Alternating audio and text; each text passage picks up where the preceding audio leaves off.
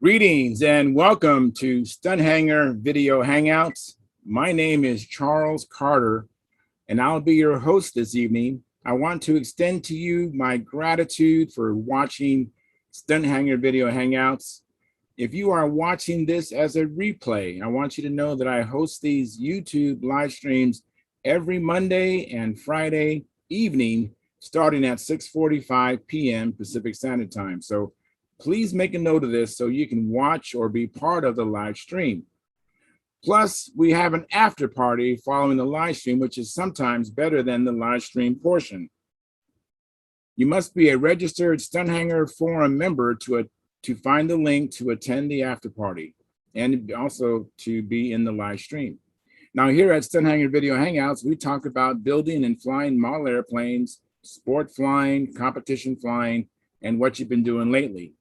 To join our conversation, if you are already a member of Stunthangar Forum, you can find the link if you scroll down to the section called At the Bench. Now, if you're not a member, please register at stunthangar.com/SMF. That's Smart Men Flying. You must place a space between your real first and last name when you register. You must also use a valid email address or Sparky. The proprietor of Stunthangar will not approve you. Now, if you're inclined to not come in and just enjoy watching this on YouTube, wonderful, fantastic.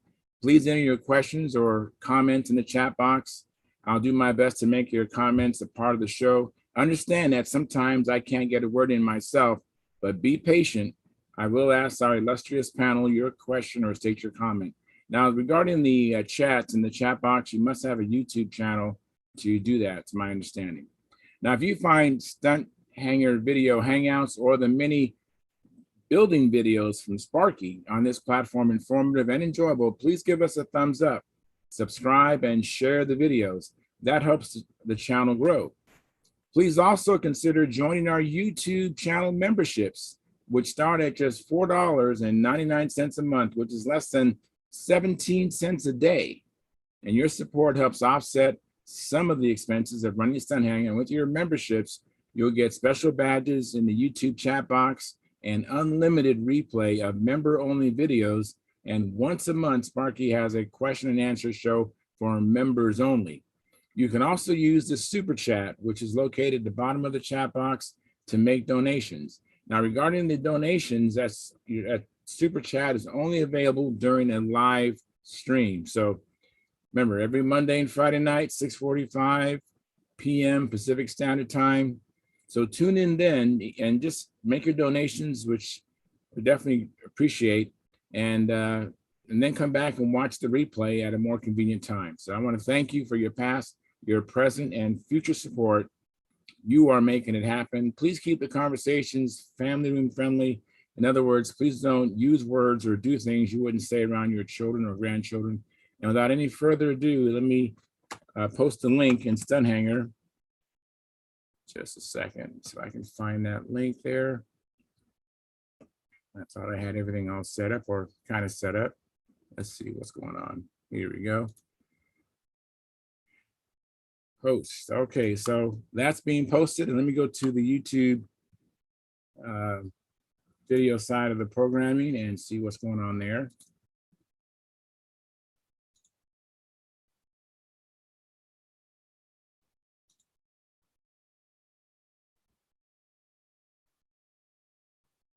Okay, so let's see what's going on.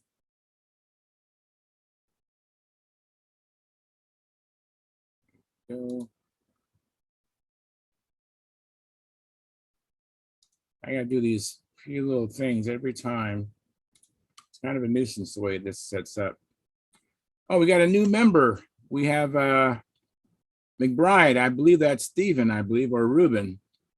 McBride 001. Welcome. Thank you very much. And let's see here. No one else, but we have 6 concurrent viewers, 3 likes. So if anybody out there hasn't hit the like button, please do that. That helps the channel grow. And let me get back to the Zoom. Actually, I'm gonna move this over here. I can keep an eye on that. And Don't need this. Don't need that. And let me get back to the Zoom here. All right. Looks like no one's in here yet. And I got to fix something on the control panel on the YouTube side. Let me edit this. And let's see here. So I hope some people went flying this week. I didn't get a chance to go flying today. I was really working hard on my airplane, my red Strega, I referred to it, and I just could not get it done in time to go flying, and I was up all morning trying to get it done, so that didn't happen for me anyways. Mike Lonke says, I like you, baby. Thank you, Mike. Appreciate it.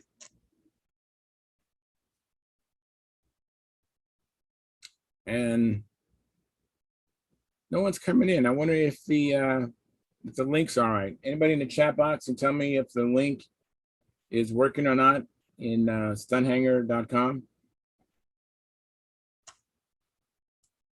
But in the meantime, let me just kind of tell you what I've been doing to my red Strega. I think you already know that I've been moving the engine back, but to do that, I actually had to repair the engine bearers, which were where the holes were. They were actually, the blind nuts had been telescoping through the wood. It's not a maple mount, it's some exotic wood from some other country. And here comes Gary Sinclair. All right.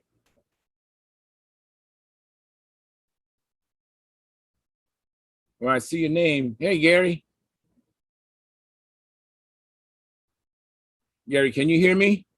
Yeah, I got you. Okay, so I can't hear myself. This system is unique in that it's just quiet. I don't understand it at all, why it's like that. So how you doing today? Pretty good. Good, good. Hey, Mike. Thanks for coming in. You have a radio on in the background or TV, Mike? Oh, yeah, I'm sorry. I wasn't really ready to come in. I just did so I could check the link for you. But thank you. I appreciate that. Yeah, I'll be back in a little bit. I'm going to turn my camera on. All right. Thank you, buddy. Great. So, all right. Anyways, I was just killing time. I was explaining to people what I've been doing with the red Strega. And so like the engine bearers, there was some of the holes were actually crushed from me constantly taking engines out, putting engines in, tightening the bolts. Of course, I couldn't see that the blind nut on the other side was basically moving closer and closer to the engine. So it was going through the engine bearers and pretty much ruined two holes. And they were crushed. So I put some brass tubes in them. And I think this was a Dennis Adamson recommendation.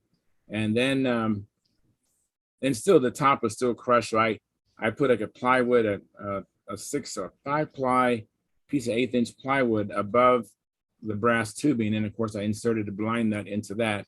And I secured the cap, the plywood cap that I'm referring to, so it wouldn't spin with 2 screws.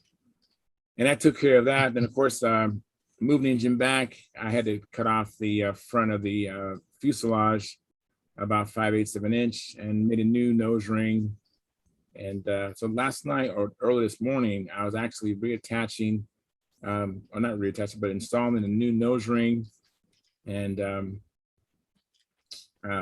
I started to replace the plumbing and then put the top lock back on and install the cowl. And I'm just giving you the Reader's Digest version. Yeah, takes a while.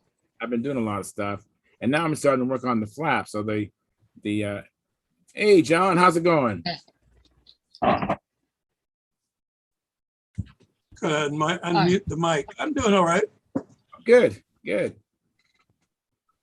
Did you get that? I think I sent you a picture. Did you get that picture?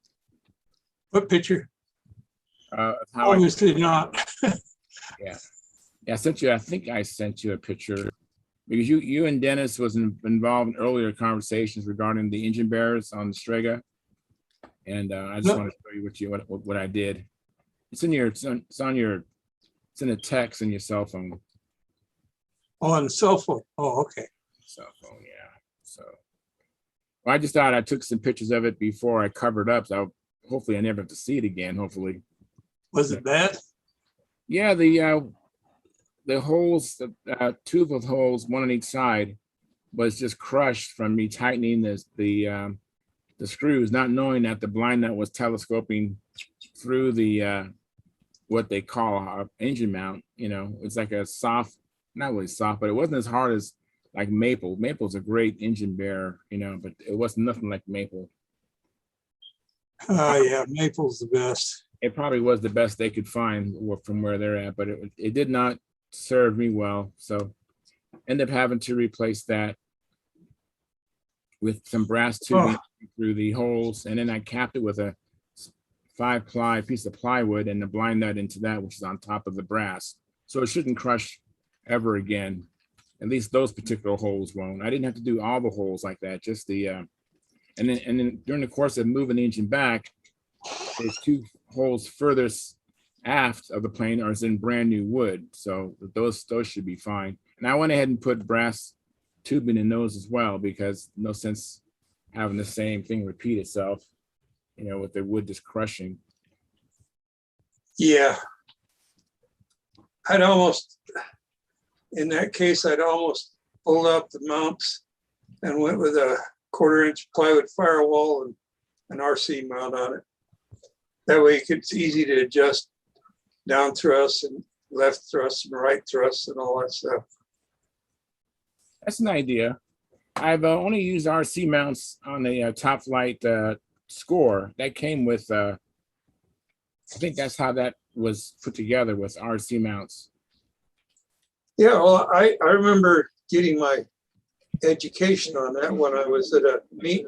It was the first meet that Bob Gialdini came back after a long absence in Milwaukee area. And he built a new plane. It was his, what was the last plane he had? Well, anyway, and he brought it in for landing, and I'm looking at it, he takes the cowl off, and there he's got a RC mount in there. And I says, oh, you went there? And he said, why not? They work just as good. Oh. Let me say hi to Rick Jones. Hey, Rick, how you doing? Hi, guys. Hi, Rick. Hi, Rick. How you doing? Doing well. Now, Rick, have you been in before, Rick? Yes, one time. Okay. It's been a while, though. Let's see, it was the end of June or something like that. Well, I'm glad to see you again. Thanks for coming in. Appreciate it. Yeah. I got to go put my pizza in the oven. I'll be right back. Okay. All right. Hey, Charles, any files from me?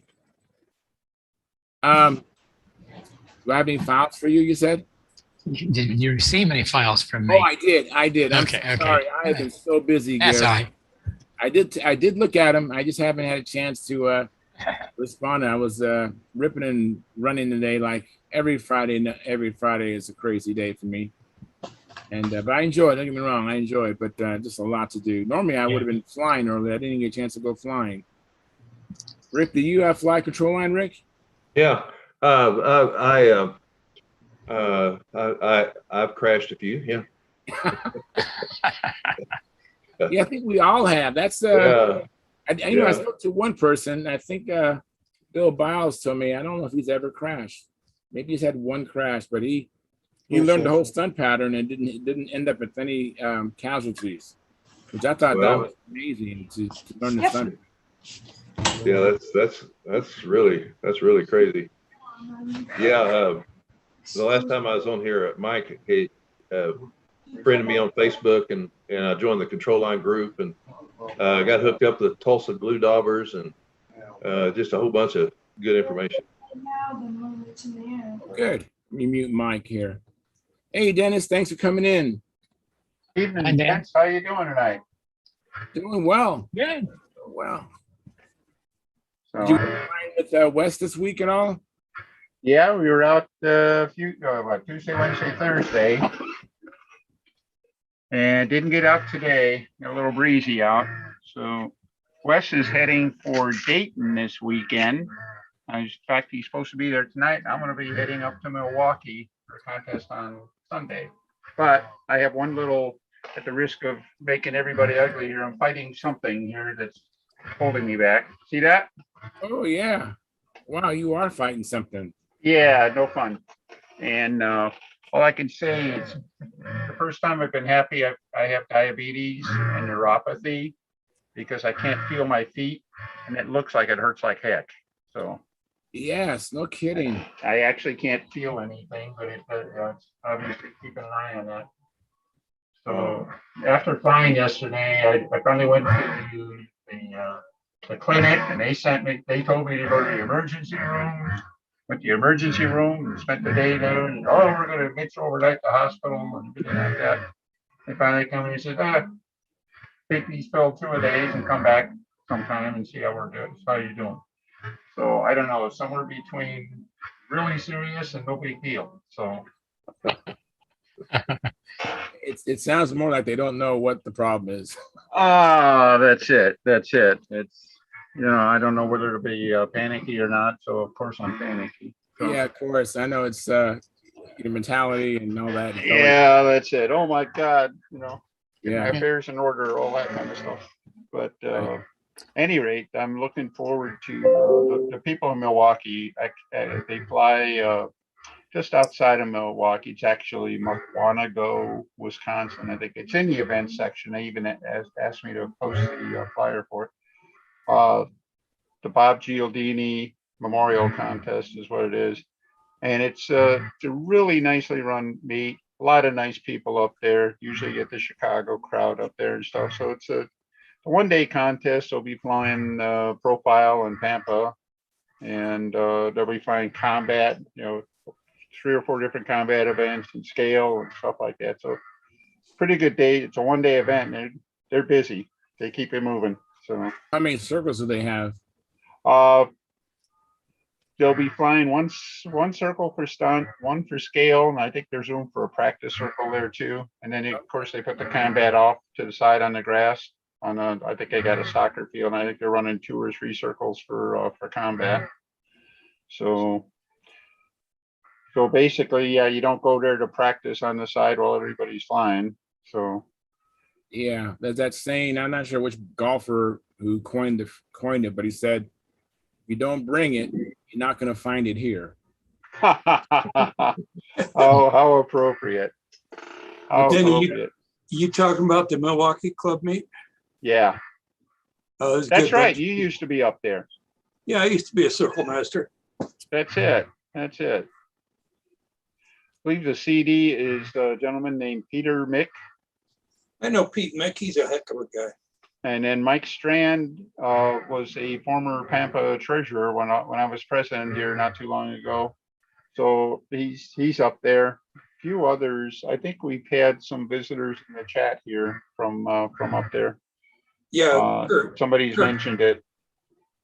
the current club president. I can't remember his name. Yeah, they got let's say, just a nice group of people put on a nice meet. What else can you ask for? So Exactly. except maybe lots of points.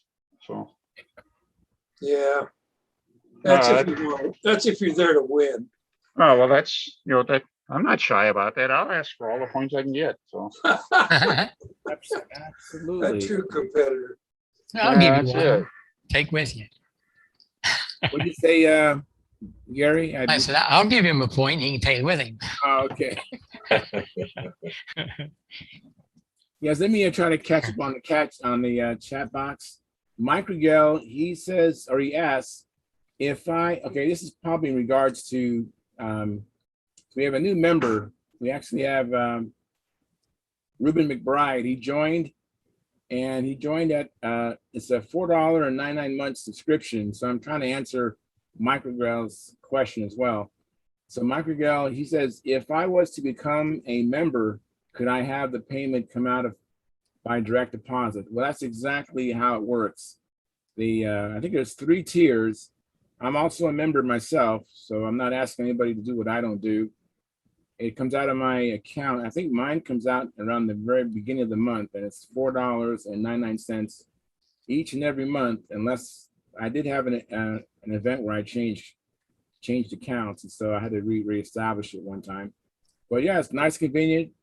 Comes out of my account. I don't even think twice about it. I know I'm a member, and when you are a member, you usually would have a very unique emoji. For some reason, I'm not seeing any members, unless I don't understand, but I don't see any emojis that dignify you as a member or not. Oh, yes, there is. I see it. It's like a like in Hollywood, they go little boards where they click to start the scene. It's like Dennis has one, and I see that Dennis is a member. So anyways, I think I answered that question for you, Michael Gal. Now, Ruben, he says, Charles, I just signed up for the monthly Stunthangar. I will let Steven use the membership. Okay. And Ruben, yes, thanks, Ruben. That's perfectly fine. And Michael Gal says, do I have to do it every month? Yes, it's every month. You know what? If you don't want to do that, the other option is our super chat. And that's down at the bottom of the chat box, the big $sign. Just hit that and donate. And there's no monthly subscription. It's just one and done. And hopefully you guys do it often. And then Bernardo, he says, hi, Charles. Good evening from Italy. Hi, Bernardo. We had a little conversation regarding the Vector article, and I'm hoping to locate that. As long as, as well, I'm trying to locate some other things too. But yeah, I will work on it. My office is a little bit disorganized, and my garage is a little bit disorganized. Lots of disorganization right now, so I'm still trying to catch up. But I think I'm all caught up on the chat box. You should see my living room. I know it is. Boy, it's tough to be disciplined in that regard. That's the one area. That's one weakness I have. But I do know how to find most of my tools. My garage, it's a little bit messed up, but you know, if I need to do something, I can find things relatively quickly. Except for when I'm in the garage and my wife calls me into the house, and I go back into the garage and I try to remember what was I doing and what was I using. Sometimes that happens. Well, you know, I've been cleaning out the garage, trying to get to my tools and that for my shop. And so I've been bringing boxes into the living room and going through them. I got piles here and piles there, all this stuff that I'm not getting organized. Mm-hmm. Yeah, my biggest problem is I can find something in my garage, but I don't have a place for everything. That is the biggest problem I'm running into. I didn't have that problem, many years ago, over years of accumulating stuff. Now I have a problem of I have some tools I don't really have a good place for them. Well, the man who has everything needs a box to put it in.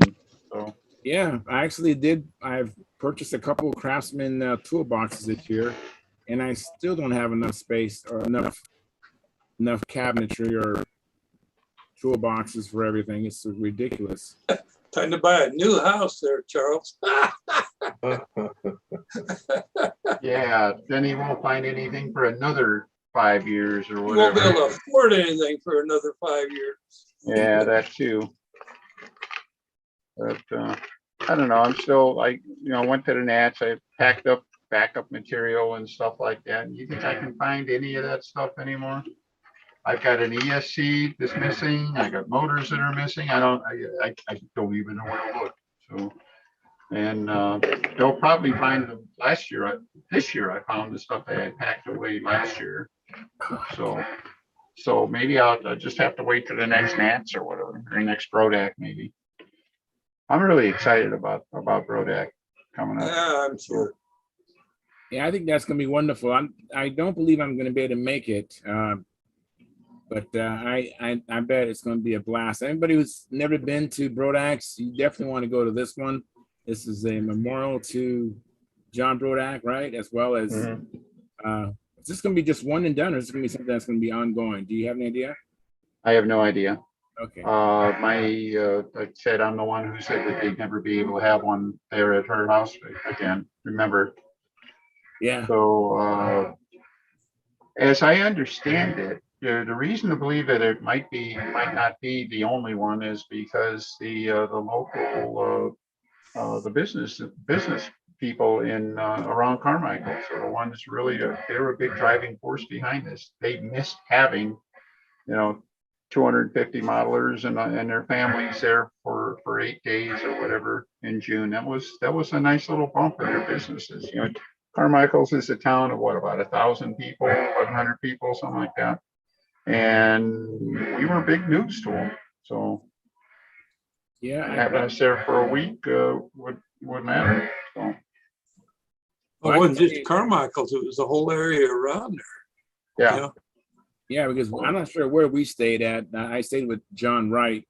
Some of you know him. And I don't know, we was out of town, but it wasn't that long of a drive. Yeah, I don't know anybody who actually stayed in Carmichael's. They'd stay in either Waynesburg or what was the other one? I don't know. There's a couple of comfort inns, one like 15 miles that way and one 20 miles that way. And the one that was 20 miles away was actually in a bigger commercial zone. So there are lots of restaurants and stuff around there and stuff. So Uniontown, Danny. Uniontown. Uniontown. That's it. Oh, That's it. That's where we stay. It's a little bit further than Waynesburg, but the hotels are a little nicer and the restaurant choices are a little bit better. But Yeah. it's 20 minutes. It's 25 tops. Yeah, that's it. That's it. It's not like it's the other side of the world or anything like that. So Well, I can tell you, I had one of the best times at a contest. For me, it was at the 2016 Brodax. And it pretty much, I met a lot of people there that probably know me, and I know them from that event. So it's a very fond memories of the Brodax. mhm. And It's funny to me, Charles, I was there and I don't remember ever meeting you there.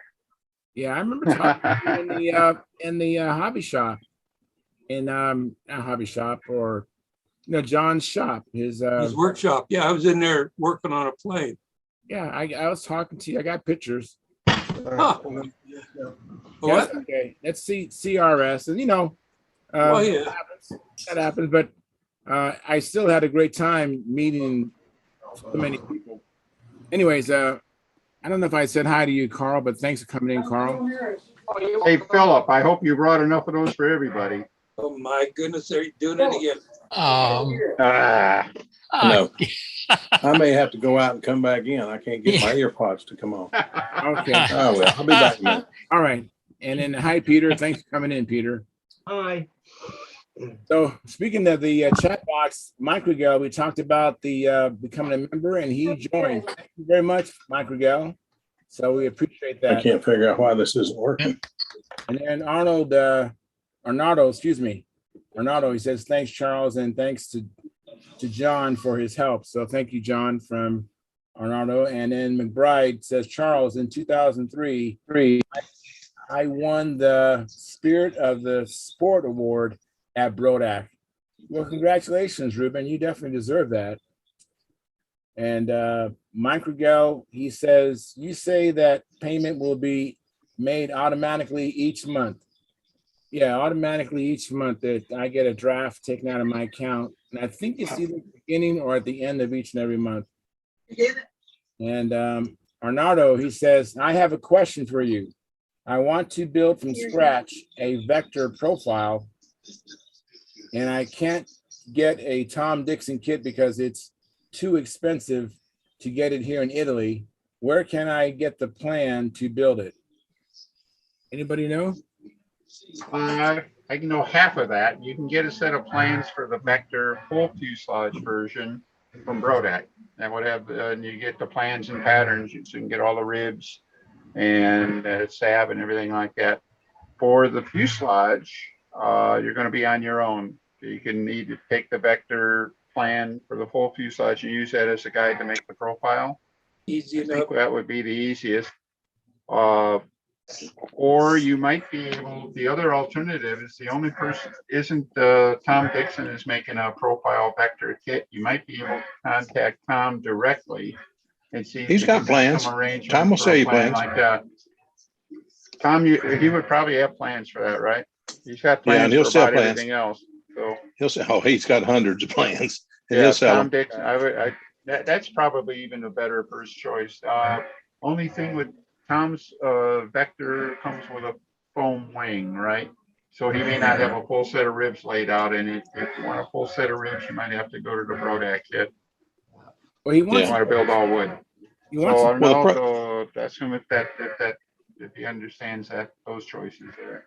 I mean, if you understand anything about how to make a profile, just take the profile off the Brodak plans and make it a profile, because that's all it is. Yeah, that's a good that's point. where I would start. Yeah, and then you'd have your rib plans and everything, and Mhm. everything would work, because Brodak's ribs work. Yeah. And you might actually, I know shipping, that's Italy, right? Italy, yes. Yeah, he might be able to purchase a set of ribs for the Vector from Brodak. It would be a fairly small package, would go ship in an envelope, I think. He might be able to get that, that might be affordable and would save him a little bit of time building. You know what? I would think it'd be best for him, since he wants to do this by scratch, is if he could get, a PDF of the Vector 40, and then he could just print it out at some print shop, and then he can go from there. That's the best of all. So I don't think it'd be really fly worthy. I don't know if Brodak or Tom Dixon will sell a PDF. You kind of letting things go when you sell a PDF anyway. I agree. Yeah. So, I do it because I'm dumb and stupid, but I guess you could try to contact Tom Dixon, or I'd start with Brodak, and try to explain the situation and ask if they would send them just a PDF file. They might sell it to them, obviously, but there wouldn't be any shipping or anything. So yeah, that'd be the best way. and I don't PDFs have- are pretty universal. You should be able to get that. There shouldn't be much problem. I guess you should be able to get that printed. So I have a copy of the Brodak design there that he's concerned about, but I don't have the right to do anything with it. not that you don't. That's right. Mhm. So I can't offer any help there. Other than to get hold of him at Brodak and talk to him. Yeah, I might be able to help you, Arnardo. Let me see what I can do. I got to find the article I told you I believe I have, and I don't know if that's in the PDF form or not, because that might have the plans on it. I don't know. I will have to find that out. But I have the Brodak. I had the Brodak Vector. I believe I have plans for that. I'll check. Anyways, let me say hi to Mark. Mark Lumen. It's been a while. Thanks for coming in.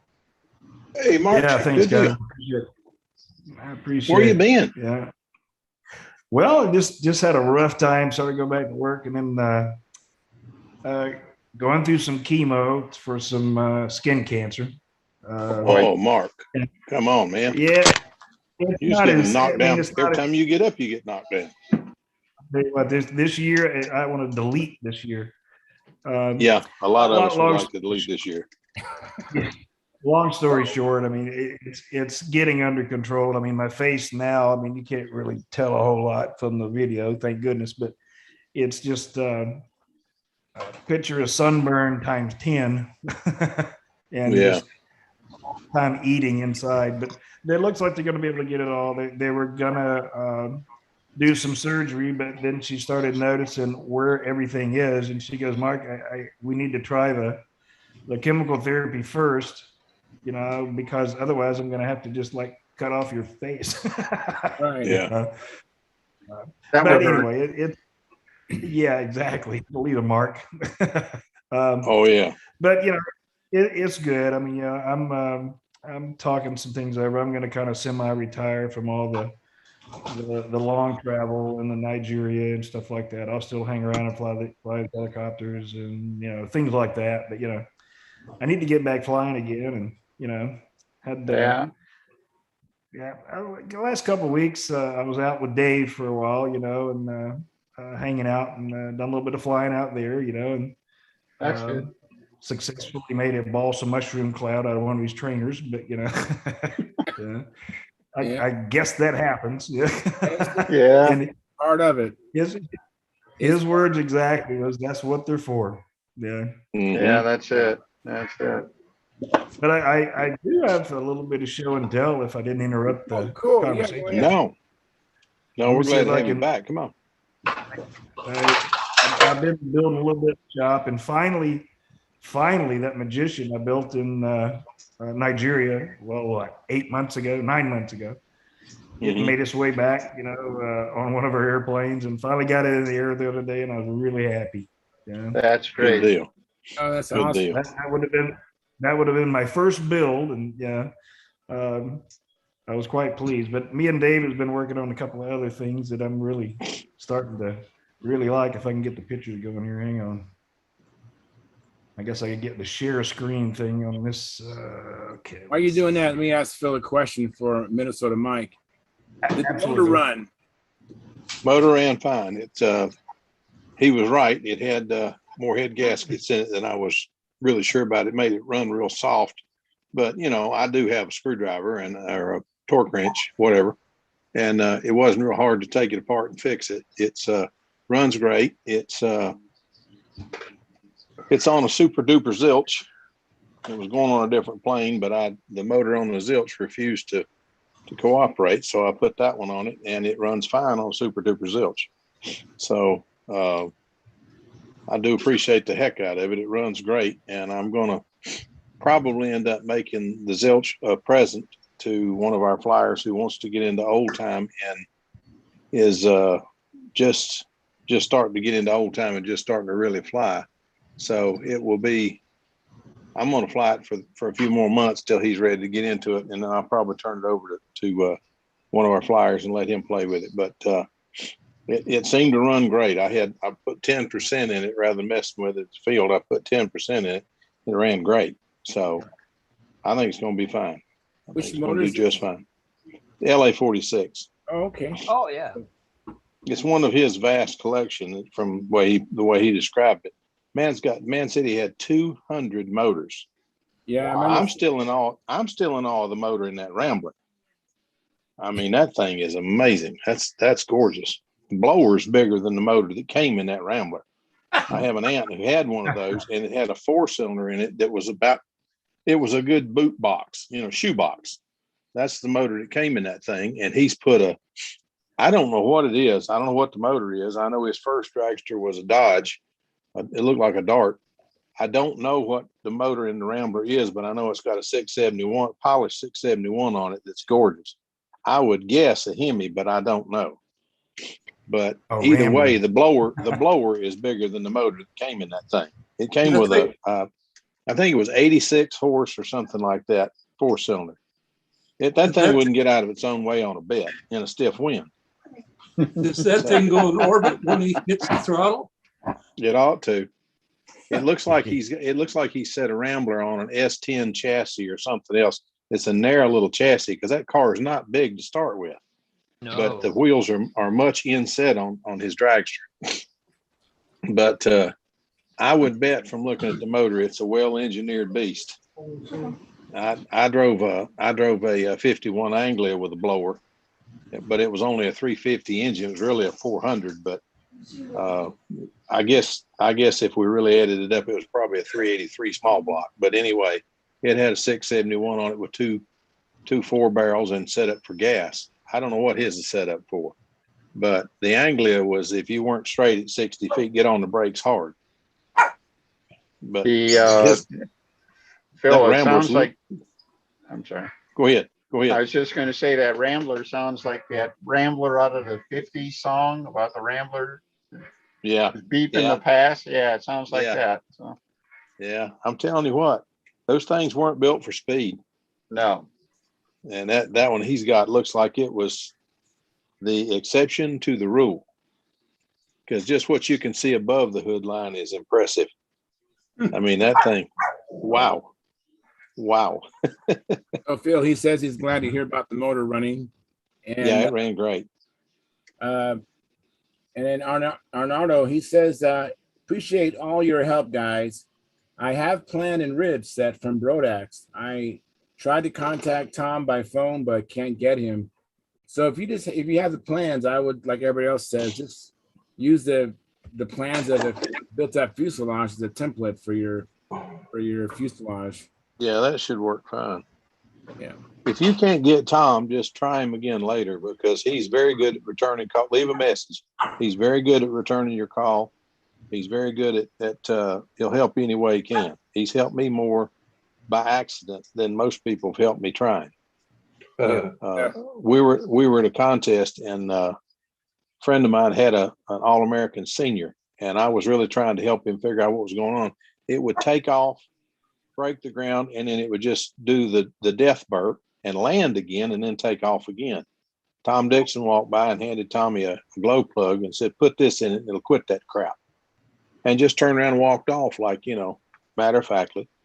Well, Tommy changed the glow plug because we've never either one ever had Tom Dixon offer us any help that didn't turn out to be, if Tom offers you help, he's helping. And it worked. Tommy won the contest, which beat Tom Dixon, which Tom wasn't really happy about. Both Tommies are very good people. They're both very good people. I got tickled. I got Tom Dixon to send me a picture of his autocross car. We both love autocross. I used to autocross a '69 Datsun Roadster, and he autocrosses at this point a Ford. I have forgotten the name of it. It's the little Ford, small 4-cylinder Ford. Yeah, we talked about that. The Nats. I forgot what it is. Yeah, I forgot. It's a Focus. Was it? It's a Focus. I think it's a Focus. I'm not sure, but I think it's a Focus. But at any rate, what got me tickled, he's got a sign on the side of it. It says sponsored by Social Security. I saw that and cracked up. I don't know what it is, but yeah, Tom is funny. He's got a very dry sense of humor most of the time, but when he finally lets it all hang out, he is funny, and he's a real gentleman. Most of the time, he's very opinionated, and he rubs some people the wrong way. But if Tommy tries to help you, listen, because he will not steer you wrong. Yeah. Anyways, Tryon, I want to say hi to you, buddy. Thanks for coming in. Hey, Tryon, I can't see anybody, but I see a wing that's on a jig, but it's beautiful. Yeah. And I was trying to start to share. Minnesota Mike, regarding that vehicle, he says an Alston chassis, blown small block Chevy. Okay. He's talking my language now. Talking about the Rambler. I love Hemis, but I also like small block Chevys. That's what's in my little 70 C10 out here is a small block Chevy. Everybody keeps telling me I need to put a LS in it, but I'm old school and I admit it. I love the old school stuff. It runs fine. I don't have a blower on it yet, but if I ever find one I can afford, I might just do it. He says I'm going to want to change the subject after this last comment. Okay. He says the Rambler runs 9.60 in the quarter mile. So good, I might want to have it. Wow. No more talking about cars. Okay. That's fast. Tell him I'm impressed. I'm impressed. Is the screen but anyway, sharing? has anybody I'm sorry. been flying? Yes, it is screen sharing, Mark. I see it. Does everybody else see the wing? Yes. Right. I'm jealous. A little bit of history. A little bit of history behind this. Back when I kind of started, I kind of took the attitude of, I want to learn how to build. I want to build. That way I can at least repair all my balsa mushroom cloud. From my so successful outside maneuvers that end up, about 2 foot under the ground. But anyway, this is one of Dave Tribble's original designs from when he had his kit company, and it's a Hellcat, and it's all scratch built. I'm kind of doing it a little bit at a time when I go out to visit, and kind of just an ongoing kind of a build log, so to speak. And Oh, he did that thing where Willie. Yeah, was that's on. fine. Kind of nasty on the epoxy, but you know, that's what it takes, right? Yeah. Good. And I'd love to see plans for that one when you get it done. That's a gorgeous, Sure. gorgeous build. Mm-hmm. and you know, like I say, I Oh. got the Oh, yeah. got the fuselage going. I got more stiffeners up here, and the way that he did the grain on his designs, you know, we did beef up a little bit of distance there, but the grain for the outside pieces are run 90 degrees to each other. You know, nice big maple motor mounts. Yeah. Did he do plans to it? He's got them. I mean, it's one of those things that you know. I I'm want sure to we can set. I want to set. That's beautiful. I That think looks nice. and it's funny. Last week I was kind of watching it, and it made me think when you guys were talking about the profiles and designs and stuff like that. Is I need a garbage bag. it won't be completely full scale, but I think as Lynn put it, you're looking for the flavor, you know, That's it. of That's it. the aircraft. And I guess, you know, they said he's built, I guess, a couple of them, and he said they fly great. You know, they're a little long in the nose for a Hellcat, but you know, with the way that he's building plans, it really is going to fly well, I hope. You know, I'm saving that one once I get it done. I'm saving that one till I can get through the patterns. Yeah. Okay. I've got one downstairs that I built like that. I built a Jameson Special, and it turned out really, really pretty. I finished it. I went over to Tom's house to finish the paint scheme, figure out the paint scheme, and watch the second plane hit the second tower, 9/11. So that's how old the airplane is. And it's laid up downstairs, and I keep saying, I'm taking that one to the Nationals. It's the prettiest one I've ever built, and it flies the best of anything I've ever built in old times. So hopefully next year I'll get to make it to the Nationals and finally get to wring that airplane out a little bit, because it's the best one I've ever built. It may be a dog, but it's the best one I've ever had. I've won a bunch. I've won a few. I've not won a bunch of old time contests, but I've won a few. And this plane flies far better than either one of the planes that I've flown before. Wow, that's Mark, about how big is that?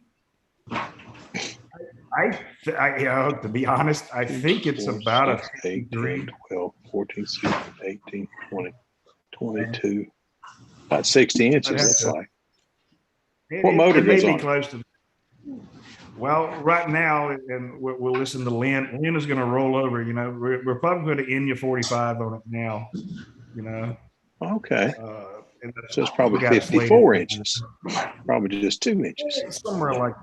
Yeah. 1, 2, 3, 4, 6, 7, 8, 9, 10, 11. Be 22. Be 44. We got to be bigger than that. 44 inches. I mean, it's much bigger than that. What kit is this, Mark? Who makes the kit? Well, it's not a kit. It's a scratch build from one of Dave's original designs for the Hellcat. Yeah. Oh, wow. Very nice. I mean, that wing looks very. You know who he's talking about, don't you, Charles?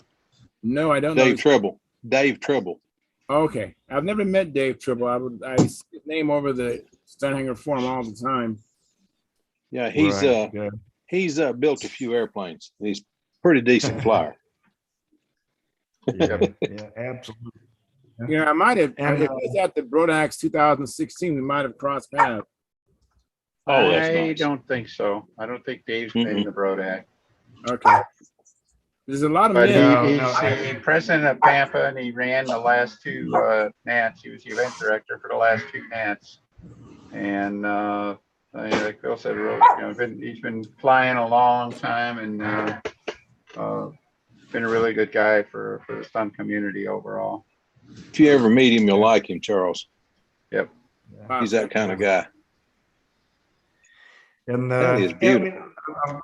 I'm just learning so much from these builds, and especially having somebody like Dave to sit there and go, well, just do it, and then go, well, you messed that up, didn't you? Can you imagine, guys? Can you imagine having Dave Tribble for a father-in-law? I mean, seriously. Talk about somebody I that can help can. you out. I mean, Dennis was in better shape with Big Art, but he's the only one. He's the only one. Art's the only one I would say would be a better. Dave has built a few. He could Mhm. he could coach. That's for sure. That's for sure. Absolutely. Yeah. Yeah, and the couple of mistakes, and stuff like that, it's like when of course, all the ribs are cut, they're scratch built, got the depth a little too deep, and Yeah. when I was putting it together, getting all happy and gun ho, and I'm going to finish this, yada yada yada, and then after I come back and the glue dried, I realized I'd pushed it too far down. Yeah. Yeah. But yeah, I mean, little stuff like that we're going to fix, obviously. Oh yeah. There's Dave. With Stuff Bryce. happens. That's Yeah. Bryce's first flight, basically. Yeah. And there's Doc Holiday and Dave. He come out to the field just to hang out. So yeah. There's Doc Holliday. That's Sure him. is. I met him at VSC and he hadn't changed a bit. That's it. He's getting around well, not a little slow, but it just made his day when we had an engine trouble with one of the airplanes, that he could go over there and help us change the engine. Yeah. That's it. I'll tell you a little secret. I don't know about the rest of you, but I'm not getting around as fast as I used to. So Me neither. somehow when you get north of 60, you start slowing down a little bit. I figured that out. Yeah. Yeah. Well, I don't know. Anyway, I just sound like my breakfast cereal when I get up in the morning. Yeah, me too. Kind of snap, crackle, and pop and whatever until I get everything out the line or whatever. Yeah. I know the feeling. Yeah, that's it. Oh. Yeah, I was getting kind of razzed the other day about forgetting stuff, and I said, look, I mean, forgetting where something is not the problem. It's when you find it and you don't know what it's for. That hurts. Oh, look at those guitars. Ooh, pretty. Yeah. Ooh, mandolins. That's it. Mandolins? Looks Well, I didn't get a good look at them, but they're pretty. Yeah. No, it's not. Yeah. I tell you 3 people who can make you jealous. One of them is Bob Hunt. He's got some beautiful git fiddles. Well, I don't even need to say one of them, but anyway, Bobby Hunt's got some beautiful guitars, and Tom Morris has some beautiful guitars. Don't let Tom Morris fool you. That man can play a guitar. Mm-hmm. He's quite good. Well, Oh, there's our man. No, that's 6 strings. I can't tell what it is. They're all. That's a Gibson L5, a Super 400 Citation, and a Birdland. And over here is a 12-string. I have a bunch of guitars. They're all in cases, and I wasn't getting. I want the Birdland. I want the Bird. That's gorgeous. Yeah, that's gorgeous. And right here is the one I play I've had since I was 16. Oh yeah! Wow. That's a 62 Johnny Smith. I call it the Studebaker, but yeah, that's the one I play all the time, and I've had it since I was 16. So yeah, I've got a Kalamazoo Gibson that I've had since I was 14, I think, and I've had several people try to buy it, and that thing ain't for sale. My daughters would lynch me. Yeah, both of them want my guitar. One of them wants my old fishing rod. It's just an old Zebco, but I called it Old George when they were kids, and now they both want that old fishing rod. It's not worth $5, but they both want it. And my youngest daughter wants my little car. So neither one of them want my model airplanes. I can't understand. Well, maybe their husbands will want it or something. But Lord, I'm telling you. Give me a bunch of magazines, and I looked at this one here, and I don't know if y'all recognize this guy right here. Yeah, that's Santa Claus. Yeah, pretty airplane too. I saw that, and I was like, I think he's on the chat. That's how I read all about him and everything. It's pretty interesting. In fact, a lot of you guys are, I've only been on one. I've seen him a lot on YouTube, but Yeah. I recognized, a lot of, like Lynn is in them a lot, and there's several people recognize. So, John, you're famous not only for making pizza, but being in the magazine. So maybe I'll get to meet you sometime. You're in for a treat when you do. He's a good fella. I Hey, used to play John. mandolin once at a time. Loved it. Wow. Yeah. But John, then I got one of these days- electrocuted, and now my fingers look like this. So Oh, I good grief. can't do it John, anymore. one of these days I got to get up with you and look at the plans to the Torino, because there's some parts on there I just can't figure out how in the heck they go in that airplane. There's I'm little sure they're pieces booms. take stress. I'm sure they're booms, but they got those big. It looks like a boom, but then it's got a big expanse on it, and I can't figure out where that goes. That's to help you build the booms on it. That's something I added to it. You build it to it's a I Like a hate jig. to Ain't hold it the fun booms? getting older? yeah it's a the Billy builds them all the time, man. Well, the Jig. no, not a jig. The type of wing. I-beam. Oh, I-beam. There you go. Yeah. Anyway, it's an I-beam wing design. So when you got the fuselage set there, the fuselage only goes part way. It's short. yeah. And so, but it's that the tips are all jacked to keep it straight. But when you put the booms So on, those are I-beams. yeah, what's to keep the booms straight and aligned? So those pieces that are on there are cutoffs for later, but those go in there and Okay. set the booms. Okay, now it makes sense. Okay. I looked at that thing and I looked at that thing and I looked at it, stayed unrolled on my guest room bed for 2 weeks. And I kept looking at that thing and I rolled it up and I said, I ain't smart enough to build this darn airplane. It's really So, simple. I'll roll it back out tomorrow and look at it, because it's still sitting up there where I can get at it real quick. That Well, is you'll just enjoy it. a It's good beautiful. airplane. I'm not one to build weird airplanes, and that one has struck my fancy for some reason. I just keep thinking it's got enough nose. I could put a battery in here, and I could put a 2820 in here. And that would just be a neat airplane. And it the would thing tick- is that you'll find out flying it real quick. It's like flying a toothpick. It's so skinny out there. It's a toothpick with rudders, Yeah. You'd have to keep an eye on it, because I'm afraid it'd disappear real quick. But Depends on your paint scheme, yes, but it could if you painted it light blue. Oh, forget that. My airplanes don't have light blue, they don't have gray, and they don't have I forgot the name of the color now, but anyway, there's 3 colors I can't handle. 2 of them are shades of blue, and one of them is gray. I bought an airplane from a fella, and it's gray, and I can't fly it because it disappears. Well, my Torino is dark blue. Dark blue.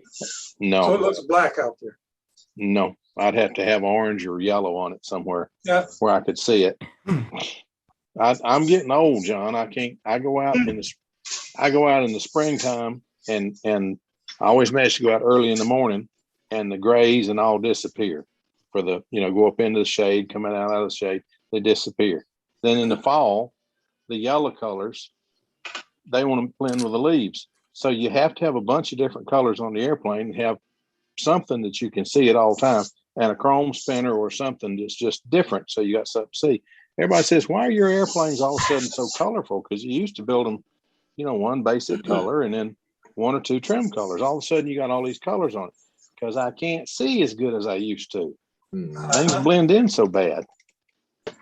I had anyway.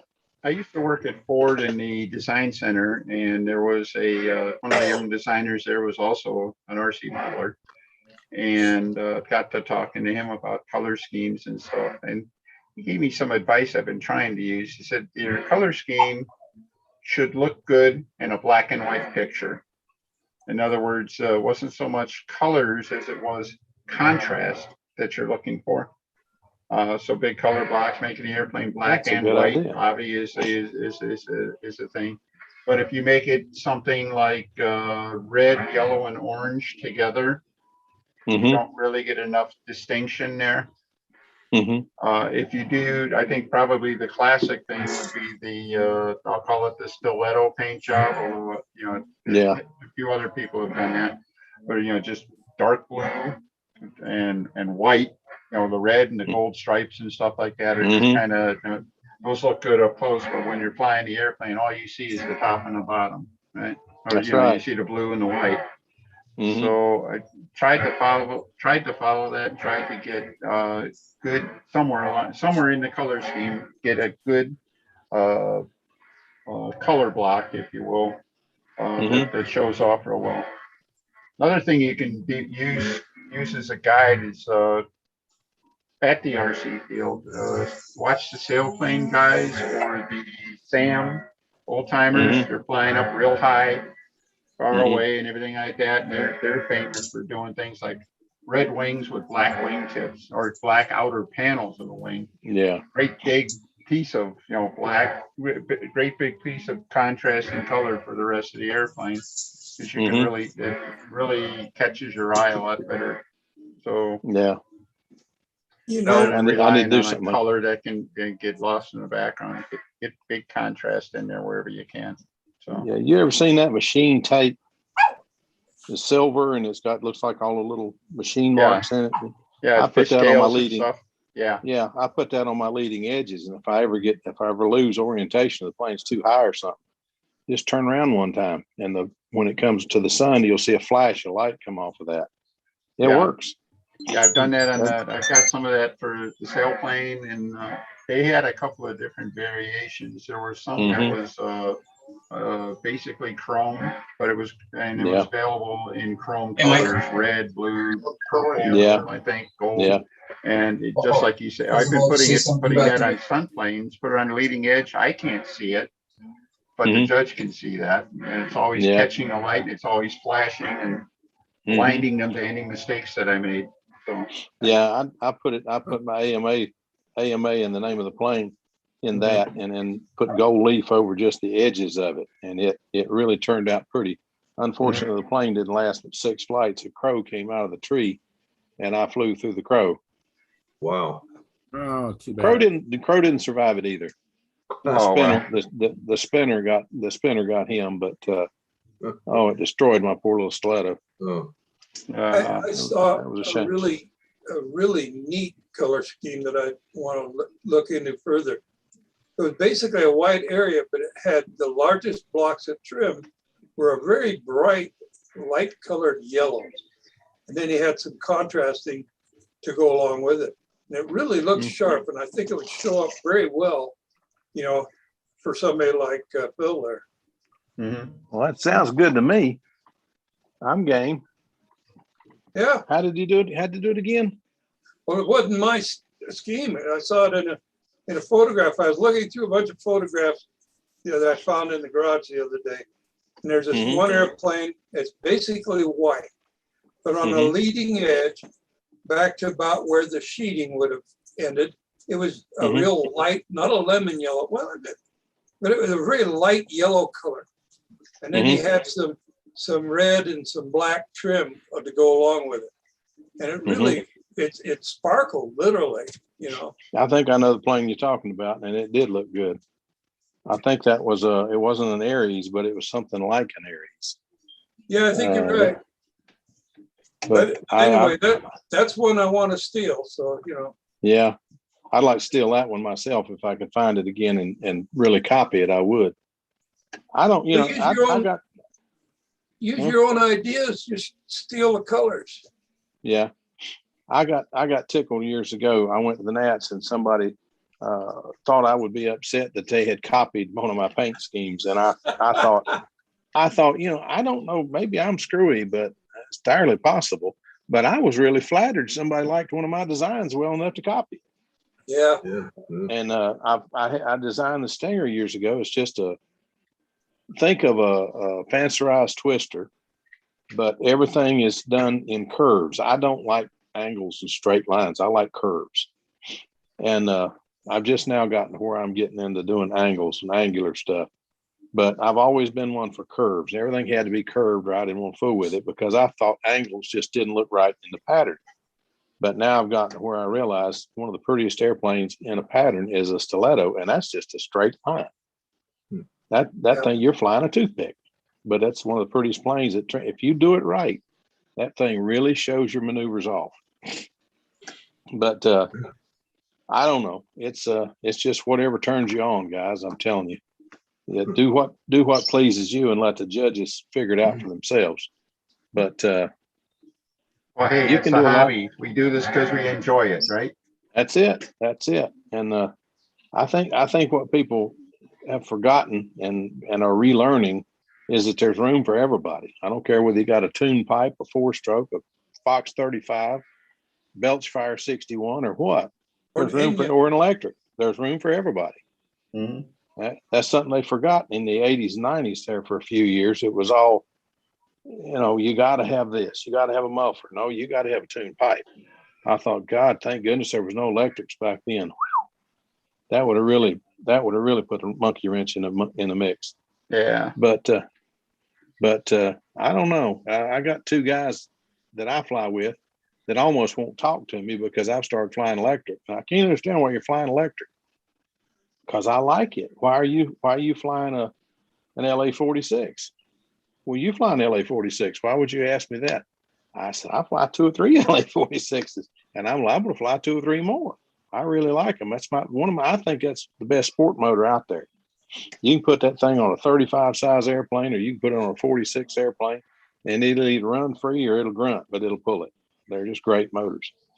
But I don't know. It's just all these people that want to say this is the only way to do it. Well, there's no such thing.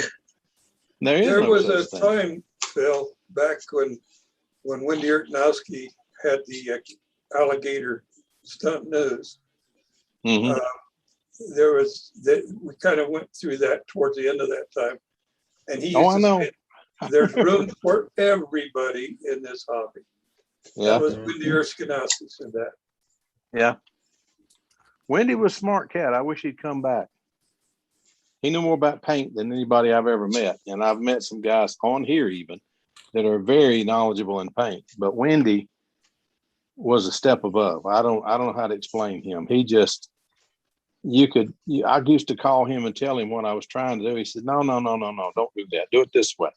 Oh, and hang on a minute, let me get my notepad. And I start writing stuff down. You reminded me of something. I shared this last week, Phil. Brent Williams, friend of mine here, and he watches on here and that once in a while. He's the guy that sells the Fancher handles.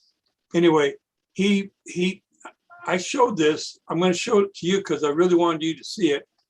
He got a plane from one of our deceased members of the club here, and it's kind of like olive drab Pathfinder. And it was just all olive drab with a little bit of white on it. And he didn't like the rudder. The guy changed the rudder, so he went and put back the normal rudder, and he got some Painter's Touch red, and he painted the aft part of the fuselage with it. Now this is one coat of that. Over olive drab. Yeah, he asked me, how much do you thin it? And I said, you thin it enough so it sprays good through a gun. All right. And so that's what he did. Bear with me while I bring it up and I'll share it with you. Guys, in case you're wondering, he's trying to make me even more jealous about not being able to get Painter's Touch paint. I'm going to find it online or somewhere. I'm going to find me some of this stuff. I got 4 more airplanes to paint. Can I show you something, guys? Hang on, Brian, because John is trying to show something. No, I've got to find it and get it up first. So let me go ahead. Okay. Go ahead, Tryon. Go ahead, Tryon. All right. So I was talking. Actually, I break this open as a discussion with Phil, right? Initially, about that new style of constructing a wing. And I did talk to you guys about. I think I talked to you guys about last time that we were here, but I just wanted to show you, like, this is the laser cut panel that I had for Yeah, my you're already- glider wing. You're already miles And, ahead. And this is 164 plywood, and you can see I have some engraved marks in there too for positioning stuff, right? Yeah, yeah. So the idea is that if you have a stunt wing, you have the bottom of the wing looks something like this, right? Right. Yeah. You just have some kind of curvature. Now, what I was when I was making this wing, actually, I had some vertical ribs that were sitting on the top of a flat table, and obviously the bottom of it was for flat surface, but top one has the curvature of the bottom of the wing. All right. And not only that, the wing had a curvature. If you look at the wing like this, it has a twist in it, right? Yeah. So the Sailplane wing. yeah, those pieces that were under the wing were also following the twist in a wing, right? Mm-hmm. It's not something that we really need in our control line planes, but it just I'm gonna stop. No, go ahead. Well, actually, John. Go ahead. Go ahead. He'll just sit here and wait. So the idea is that you can have this 164. This is 164 plywood, right? Uh-huh. What we typically use right now, it's a 116 balsa wood. And what I found out, they almost break even in weight. Mm-hmm. But if you think about the ease of working with this stuff and how much stiffer it is overall, I think would beat a balsa wood wing, in strength by a long shot.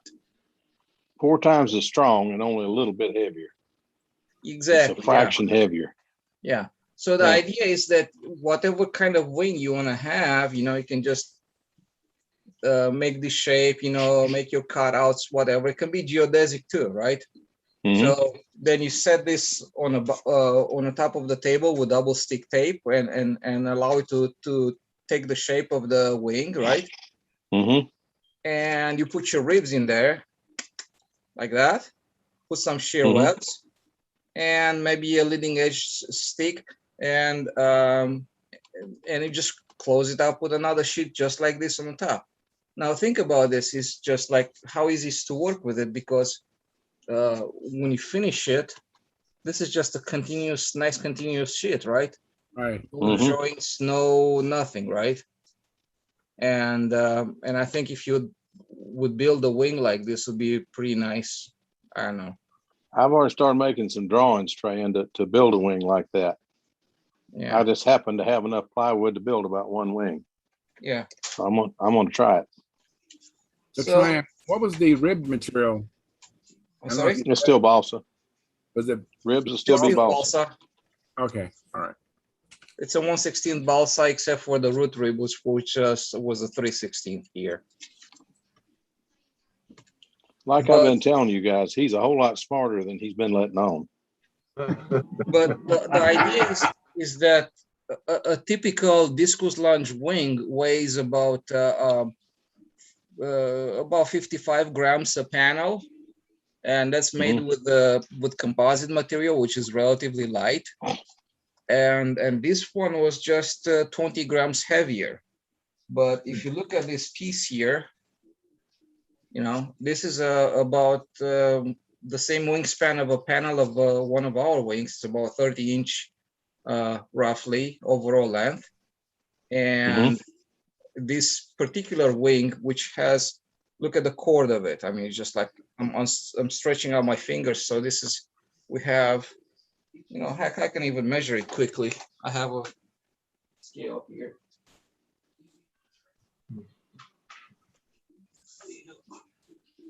About 9 inches. Right. It's 7 inches. So 7 inches. So it's about 7 inches here. But think about this whole wing with a plywood on top and bottom, 7 inches wide, including the flaps, weighs about 70 grams or so.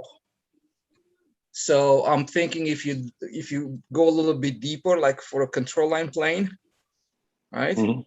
It's just going to be a little bit deeper, right? All right. Because we go from 7 to about, what was it, about 12 and a half, 13 or so. What's the chord in our planes Usually usually? 10. Usually 10. Yeah, Chord yes. is usually about 10 10, inches at the root. 13 altogether, right? So let's Yeah. say if you were to double the size of this wing, right, just in depth, you just basically double the material that was inside this guy. And since Yeah. this was like 70 grams, 77 grams, we're talking 150 grams wing. Mm-hmm. Be light and look how strong. many ribs I have in here, right? If you put less ribs, obviously you're going to have less material. So just That's looking neat. at it and thinking about it seems to be a feasible way of doing things. And since everybody's crying like we have no balsa, material consistency and all this stuff, you know, if you just put, even if you use hard balsa for the ribs, if you lighten them up, it doesn't mean much of anything, right? Like say 1/16 balsa wood for ribs. Yeah. And so yeah, basically this is the idea. You get a sheet and you put it on top of the it's like a crate, like a foam crate kind of thing. Heck, you can even use a foam crate from one of your existing foam wings, right? Yeah. And when you make the ribs, you can cut them out like a lost foam kind of thing, right? But what you do, you take this guy and just put it with double stick tape inside the crate, and then you put the ribs there. And I got some ideas on that, Tran, but I'm gonna tell you about it next weekend when I get down there, because if it don't work, I don't want to look like a total idiot on here. So I'll discuss it with you, and then we'll let everybody else in on it. But Bobby Hunt put me on to the idea, and I got to thinking, and me thinking about somebody else's idea is a dangerous thing many times. That's the reason I say I'm gonna wait and bounce it off you before I. Anyway. Yeah, but so that's what I want to share with you guys. This kind of a potential technique of building a wing, and it's quite a lot of out of the box. I don't think if anybody in control line world ever built a wing like this, or not that I've ever heard of. This but style it sure of looks, sure construction. sounds neat. Yeah, but Sure the sounds thing neat. is like this: the surface is so smooth on the plywood, and it's hard, you know. Well, it laser cuts very nicely if you do want to do a laser cut on it, which is an idea, right? And actually I'll probably go in that direction. And the material is abundant. I mean, you can buy it readily in sheets and without you know, trying to I don't know, you know what I'm trying to say, right? It's an idea. It's an idea. Yeah. The plywood ain't cheap, but neither is balsa, and that plywood is light and it's consistent in weight. I have two sheets. One sheet is broken, and it still don't weigh much more. It still didn't lose much weight, so it's pretty consistent in weight. And like you said, it's slick. It would finish well. And I just go ahead and tell you what I was thinking about. We'll let John tell about this Pathfinder, and then I'll tell you what I was thinking about. Go ahead, John. Yeah, okay. Well, this is basically for you, Phil. That's one coat. Let me get this down. Of red over that green? Yeah. And he put a little bit of chrome kind of here just to I see it. Nice break. But that, he says, if you look close at it, he said it looks real good in the picture. If you look close at it, you can see a little bit of that underneath it, and it wouldn't hurt to have done another coat. But that's the kind of coverage, and it is a acrylic latex. It bleeds. Yeah, well, if you put it is fuel proof. If you were to put that over a light gray, a polar gray, or a white or something, it would really pop. So next airplane that I can do that to. Oh yeah. I'm gonna need some help here, buddy. I'm need some checking with the paint. post office. I think I think because it's latex, I think I can send it in the mail. Yeah, I think you can. I checked on that too.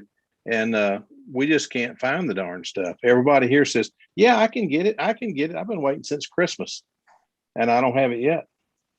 Well, Well, you told me anyway, I about thought this stuff before Christmas. Yeah. Well, I thought you'd get a kick out of seeing how that covered that. Yeah, is- that covered it well. That's olive drab monocoat, I believe. I'm telling you. That's, if anything is yuck to cover, olive drab would be it. And it covered it. It looks nice. Oh, He has oh, no yeah. fillets. No, He has well, no he didn't fillets. build it. He got Yeah. this from a fellow's estate, George Swanson's estate. Oh yeah. No, I So tell anyway. you what, that's cool. Yeah, I'm gonna have to get up with you on some colors though, because that paint and the colors for the Torino, because I think I'm going to have a Torino, and I cannot explain why, but I want to build the bike first. Oh yeah. I took the plans to the print shop to get the bike done. Yeah. And it came out. She rolled it all up, and I said, if you don't mind, I want to get 2 more copies of those build sheets, because I'm gonna cut those 2 up, and I'll need 2 more to leave with the plans. Won't you need 2 more copies of the plans? I said, no, I don't cut my plans. My plans will be fine because I put a sheet of plastic over them before I start. The plans are just plans, but the templates will be cut up to make parts to build the plane. And I finally got her to understand it, and we unfolded those plans, or unrolled those plans. I don't know what happened, but it looked like one of them was 34 inches and the other one was 24 inches. And I said, wait a minute. No. So I've got to wait till the guy gets back and try it again. That was 2 weeks ago, and I haven't been in there when he was there yet. I think they said he was sick. I'm afraid he's got COVID. I don't know, but I don't know what he's got, but he's been out of work for a week and a half. Yeah. But anyway, the girl absolutely does not know how to run plans. She can do a building and they look good, but when I did the plane, Well, the difference between our plans and a building, civil engineering or architecture, is in architecture you can print it to have it fill the space. In other words, whatever space paper you got, it fill it, because they're not building off that plan. No. With our plans, we've got to cut parts, and you take it from this plan to that plan, and they got to be the same scale. The same thing. That's what I showed her. I said, this fuselage side is this fuselage side. And I took her ruler and I measured it and I put it over here. And I said, why is this one 3 inches bigger than that one? Well, your plans are at one. No. I said, John drew this. I said, the guy that drew this, I know these plans are supposed to fit. So let's just come back another day. Well, you're going to have to pay this much. No, I'm not paying anything for something I can't use. So anyway, it's an ongoing job, but it will get done. I want that bike. That is a nice looking airplane. Well, I enjoy mine. I just got to get it. I've got all kinds of good ideas now since I've talked to people on it of things to try. And I think you need to fix the upper flaps and run off the bottom ones and see what that does. I've got a better idea.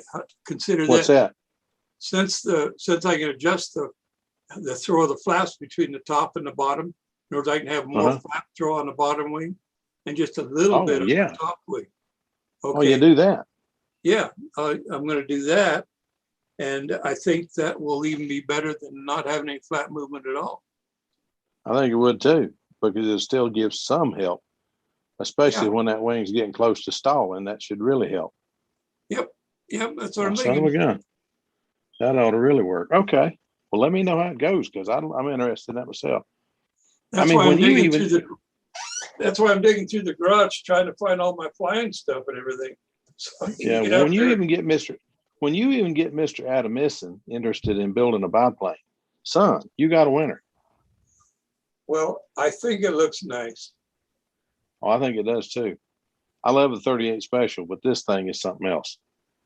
I always figured on that biplane, the wing's so beautiful. If it didn't work as a bike, I could build a killer 25 size stunner ought to be the one of those wings. Yeah.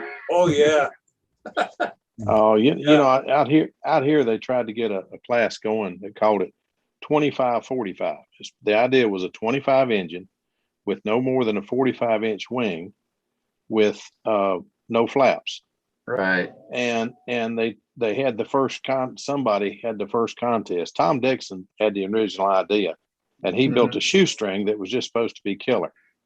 The problem is, what is an airplane that everybody's got that fits into 25-45? A ringmaster. Right. Well, the problem is a well-trimmed ringmaster will powder a well-trimmed shoestring. Yep. And I don't know why, because shoestring's got a lot more area. So, Al. Yeah. I don't think so. I'll take a shoestring over a ringmaster 10 times out of 10. Yeah. I will. I'm building a shoestring, so I'll let you know as soon as I get done. I love the shoestring. I love the shoestring. That's one of my favorite airplanes. But there's a lot of people who have built ringmasters, and you show up at the contest and you're going to have one shoestring and 10 ringmasters entered. Yeah. And it's going to be like the old time contests were 20 years ago. Remember, we showed up at VSC, and how many All-American seniors were there? Jesus, it was nice to see something other than an All-American senior. Well, yeah. Now and I share your concern with the ringmaster, though. I have one that flies very well. I drag it out. It's the first airplane out of the basement every spring when getting the knocking the rust off and everything like that. But yeah, I'm sick of seeing them in old time. I'm sick of seeing them almost anywhere. But the wing is too thin to really fly well. It is. The only way to make that. The only way to make that plane fly well is covered in something that you get good and straight. If it dips down between the ribs, forget it. But the shoestring has got a much better wing in it than the ringmaster does. And I'm sure if we worked on shoestrings the way we work on ringmasters, you get probably about 110% of the performance of a ringmaster. So ever seen have you ever looked at the plans to a ringmaster light, molded leading edge? Yeah, I've read about them and stuff. That would have chance. I think Tom Dixon also made a lack of a better description, I'll call it a cheater ringmaster, because he took basically the outline and modernized the wing on it and stuff like that. And that thing is, that's a killer. 576D. It's got flaps. Yeah. Well, not even the 576. He made a basic S1 ringmaster with a modern airfoil in it. I didn't know that. Yeah. And that one will, that's a killer ringmaster. And of course, the 576, 526, 576, the ones with 576. I think D. Rice did those actually. And D did the 576. D did the 576 is what I understand. And I forgot his name is the engineer from, I forgot. Anyway, the other guy did the plans to it, but D, I think, is the one that came up with the idea. I think Tom Dixon helped them out. Does that sound right? Yeah, Pat Johnson. That's it. Yeah. That's it. But Tom Dixon took the 576, and then it's basically a constant chord in the flaps or the angle, and it's got flaps. But brother, does it fly? And Tom's was not light. He had a 46 on it, and it was not light. I know who's got it now. Anyway, one of our local guys has it now. Still flies beautiful, really nice flying airplane. But if you go to pick it up, you think, is this the same airplane I just saw fly? Because it's heavy. Foam wings ain't always light. But I'm telling you, there's some neat airplanes out there. There's some guys got some cheater planes that are something else. But I think I've seen the ringmaster you're talking about. And no, I saw that. I told him, no, you're not flying that in the old time. No. Well, why? And somebody else owns the plane now. No, he says it's S1 ringmaster. No, you go look at mine. Mine's a ringmaster light, and you go look at the thickness of the wing, and you look at the thickness of your wing, and you tell me that's the same wing. No. So he did put it back in the truck, but anyway, I guess he didn't think anybody would notice. He said, I've flown that in half a dozen contests. Well, you ain't flying it here. That's just not right. He'd won some contests with it, and he thought he was going to get away with it. No, that's not an S1 Ringmaster. But anyway, Trayan, let me tell Trayan this. Trayan, what I was thinking about, remember Bob Hunt a few months ago was talking about taking a foam wing, and covering it with some kind of carbon or glass or something, and vacuum bagging it, getting it real tight, getting it all finished up, and the finish would only be real thin, but it'd be hard. Then sand that down, then gut the wing to real thin, close to the sheet, close to the skin, and it would be very light. Well, why not do the same thing with plywood, 1/64 plywood? Mold the leading edge, put that down first, wet the plywood, and just run it around. Then put it in your molds and let it sit overnight. What would be the problem with that? I think it would work. I think it would work strongly enough that I'm having a set of wings cut, a set of foam wings cut, and I'm going to do it. I'm going to try one. I'll probably go in a slightly different direction. And actually, I talked about this idea to someone else, and the idea is to first of all, the plywood, I don't think is going to maintain the shape for the life of the plane. It will always want to bounce back. That's why when you do composites, you usually use some kind of a foam and you laminate it on both sides, or balsa wood, and you put on both sides some kind of a fabric, right? But that's a sandwich, right? It's in between, and kind of holds its shape, right? Yeah. And that's the technique that's used pretty much everywhere. If you look at even the big aircraft that are being molded, they have some honeycomb core to it, and carbon on the outside and inside to make the wing skins. I hadn't thought about that, but you're right. So yeah, that's the way the K2R is made. Yeah, hey guys, that's why I'm saying you should use some ribs underneath the plywood. Yeah, I think you're right. Charles is trying to get in there. All right, let me catch up on the chat box. Marcel, look, and by the way, hello, Stephen, and hello, Steve. Thanks for coming in. Marcel Legrand says, evening, Charles, and everyone. Hope everyone is well from New Zealand. And James Dean, he says, my profile, trivial pursuit, or trivial, he has the E, capital E. I don't know if it's electric or not, but he says, is gray with chartreuse with candy green, faded honeycomb pattern on the wing and the rear fuse. He goes, I don't lose it, and he's LOL. This is regarding the conversation we had earlier about you not see the plane. Who said that? I think that's the one we've seen pictures of, and you couldn't lose that on a bet.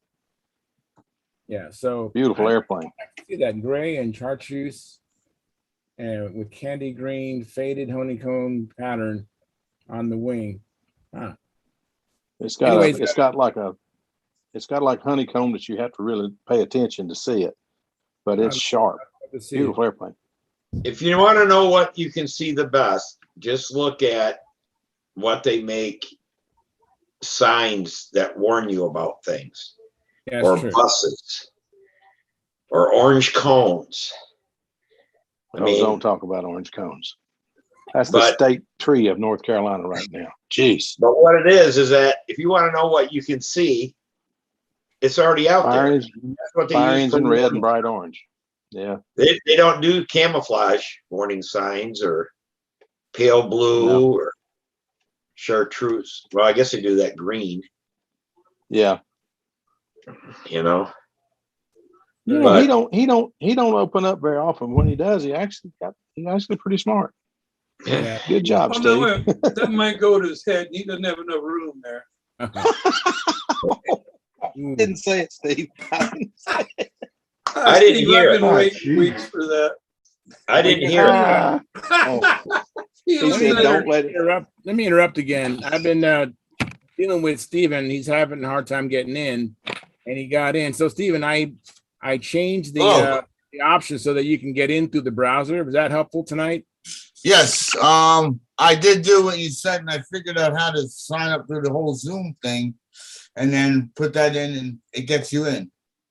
All right. So what you did, it did help, and then somehow I figured out what you sent me also, what I had to download. Good.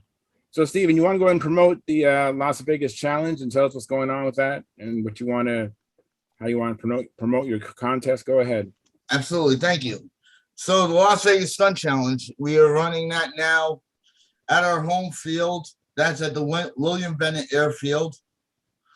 The runway, it's a RC runway, and we are running it on a 3/4 circle pad that is asphalt, and a quarter of the circle is off on grass.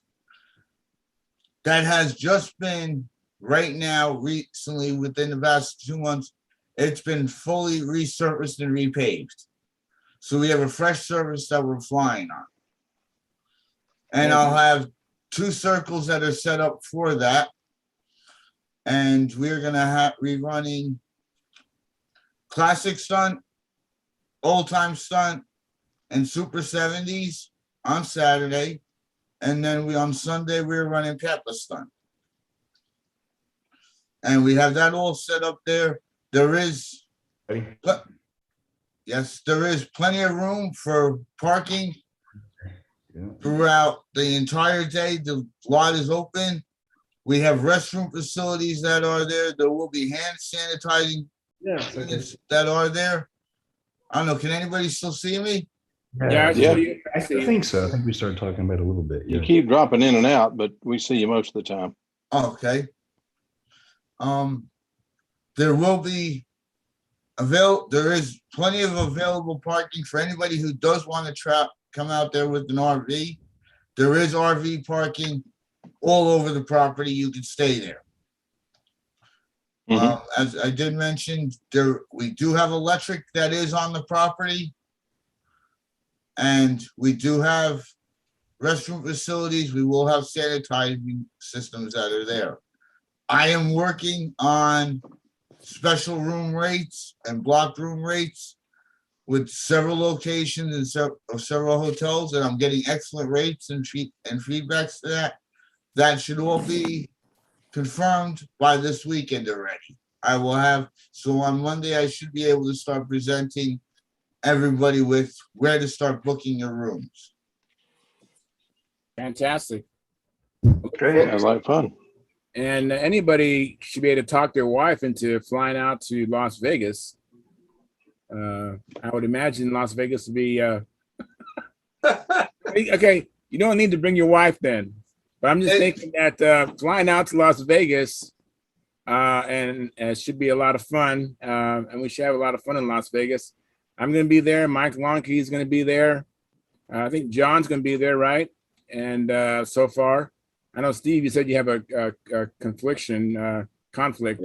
update. Hopefully it might wash out that you come, and we can have a stunt hangar video, kind of reunion. And some of us who have never met, maybe we can meet in Las Vegas because going to have a good room rate and hotels and airplanes. And we might need transportation from the hotel to the flying site. Lord right? have mercy. Yeah. Hey, Steven, are you gonna get us a good deal to spend the night at them ranches you guys got out there? So Charles, I am gonna have phenomenal rates that people are gonna look at the hotel that you're gonna get and be surprised you're getting that type of room for that price. I mean, the last time I had the guys out here, I had a hotel room. They were asking $350 a night for the room, and I was getting it for the event for all modelers, $69 a night. Wow. Now that's a good deal. Plus taxes and resort fee. Came out to about $90 a night. So we're somewhere going to be about $90, $100 somewhere a night in regards to everything. Unbelievable, the rooms and the food setups that are there, everything that's set up there. The greatest part about Las Vegas is, yes, bring your wives, bring your kids, bring your girlfriends. There's something here to but not at the same time. Everybody. Not at the same time. Not at the same time. No. but there's something here to do for the kids. There's something here to do for the wives, or if you don't have a wife and you have a girlfriend, there's something to do throughout the entire day. You're not going to go back home to your hotel, sit in your hotel watching TV, saying, now what am I going to do? Well, I'll just relax and wait until tomorrow's flying day. You have plenty of entertainment and things to see and do. And if you don't have a wife or a girlfriend, you can Do still yourself. have fun in Vegas. You'll meet up with your buddies. Meet up with your buddies and your other friends that don't as well. You'll still have this. It's an amazing place to have a contest. So much fun. And there's only one thing about it, guys. I mean, this bunch get together in, of all places, Vegas, Sin City. There's only one thing. There's one good thing about that. What happens in Vegas stays in Vegas. Yes. Okay, I was a little bit confused there at first with Charles. He was saying bring your wives or your girlfriends. Which one? Or are you supposed to bring both? Oh, get 2 hotels. Leave it to Canada. leave it to Canada. Separate rooms. I know he can figure it out. Actually, Phil, I saw a. I'm sorry, Mike, just a second. Somebody sent me a picture of a sign in front of a church that said, "What happens in Vegas gets forgiven here." All right. Oh, that's pretty good. All right, so there's that point of view also. Yes, that's true. That's I how. like that. But everything Stephen is saying, all I can think of is especially an end of the year contest there in the desert. It's going to be great flying conditions. And personally, I don't go in for gambling or anything. I just love the Midwestern boy. I love hanging out in the desert and all the areas around Vegas. Yes. I just absolutely love that stuff. So me too. You gotta think. Let Mike cut in. Mike might have a question for you, Stephen, I imagine. Yes. Yeah, Stephen, I just want to ask you. So, Ruben sent me the pictures of the Intrepid. That's really cool. I'll be able to fly that on Sunday. I've been messaging him, but I don't think he's getting my messages on Facebook Messenger. You answered the question already about the rooms. I'm just waiting until you publish the room information before I pull the trigger on a plane ticket. Samuel will not be joining me because I'll have taken him out of school twice in October already for 2 other contests. So he will not come to Vegas. But my neighbor that I fly RC with, we're going to have a little boys weekend, and he's going to come with me. And I'm going to try to get him up to speed on the beginner pattern. He doesn't fly control line yet. Would you have an airplane that he would be able to use to fly beginner with? To fly beginner with, yes. And anything, Ringmaster, Skyray. Yes. I got for him to fly beginner with. I have a Ringmaster that he could fly with a beginner. Okay, that's fine. And then the only other question I had, since I'm coming all that way, I would like to fly on Saturday too. Is there a classic plane that I could borrow on Saturday? Yes, I have one of those as well, which being the fact I heard you wanted to do that, I'm getting those airplanes prepped and ready. Okay. They're not my competition airplanes anymore. They've been staying for a while. So I got to get them up and running. I got to get them prepped and ready and stuff. I'm going to be doing that already starting this weekend. And yes, they are available and ready for you. Okay, so good. Classic and Pampa. And I don't need a world beater. I just need to be able to beat Charles. That's all. So. Pink shirt. So. Yeah. Yes, I do have airplanes for that. Anybody else, and for everybody else that is on Stunthangar tonight and listening or any way to that point, if the plane survives and continues to go through, I'm not worried about the airplane that's over there. I want everybody to come out here and have a great time. So anybody else that gets on a plane and wants to come out here and fly, you're more than welcome to fly my airplane and have a good time with it. Well, that's a great offer, Stephen, and I really appreciate it. And that's really the only way I could go to that contest is to, to fly in. And it's you can only come here with the use of me giving you an airplane to fly. Exactly. Anybody else is welcome to fly it as well. Well, don't be giving Charles any good airplanes. Okay. Just one more thing, real quick. Stephen, my plan is to come in on Thursday and be able to be there Friday to practice. So that Thursday and leave out Sunday evening, probably last flight home Sunday evening. So, and Okay. I guess I'll have to rent a car as well. It sounds like so. Yes. Yeah, that's not a problem. That's not a problem. All right, cool. Well, you answer all my questions. Thank you. Now here we have here. Let me go over a little bit of the contest with that. It is a county park, so I do have it permitted. So Friday, Saturday, and Sunday, I have all rights to that county park that nobody else can use it except for us for control line. So that's why I have Friday set up for practice. Anybody can come out and practice, and I'm going to start getting things prepared and set up and ready to run for the event Saturday and Sunday as well to that point.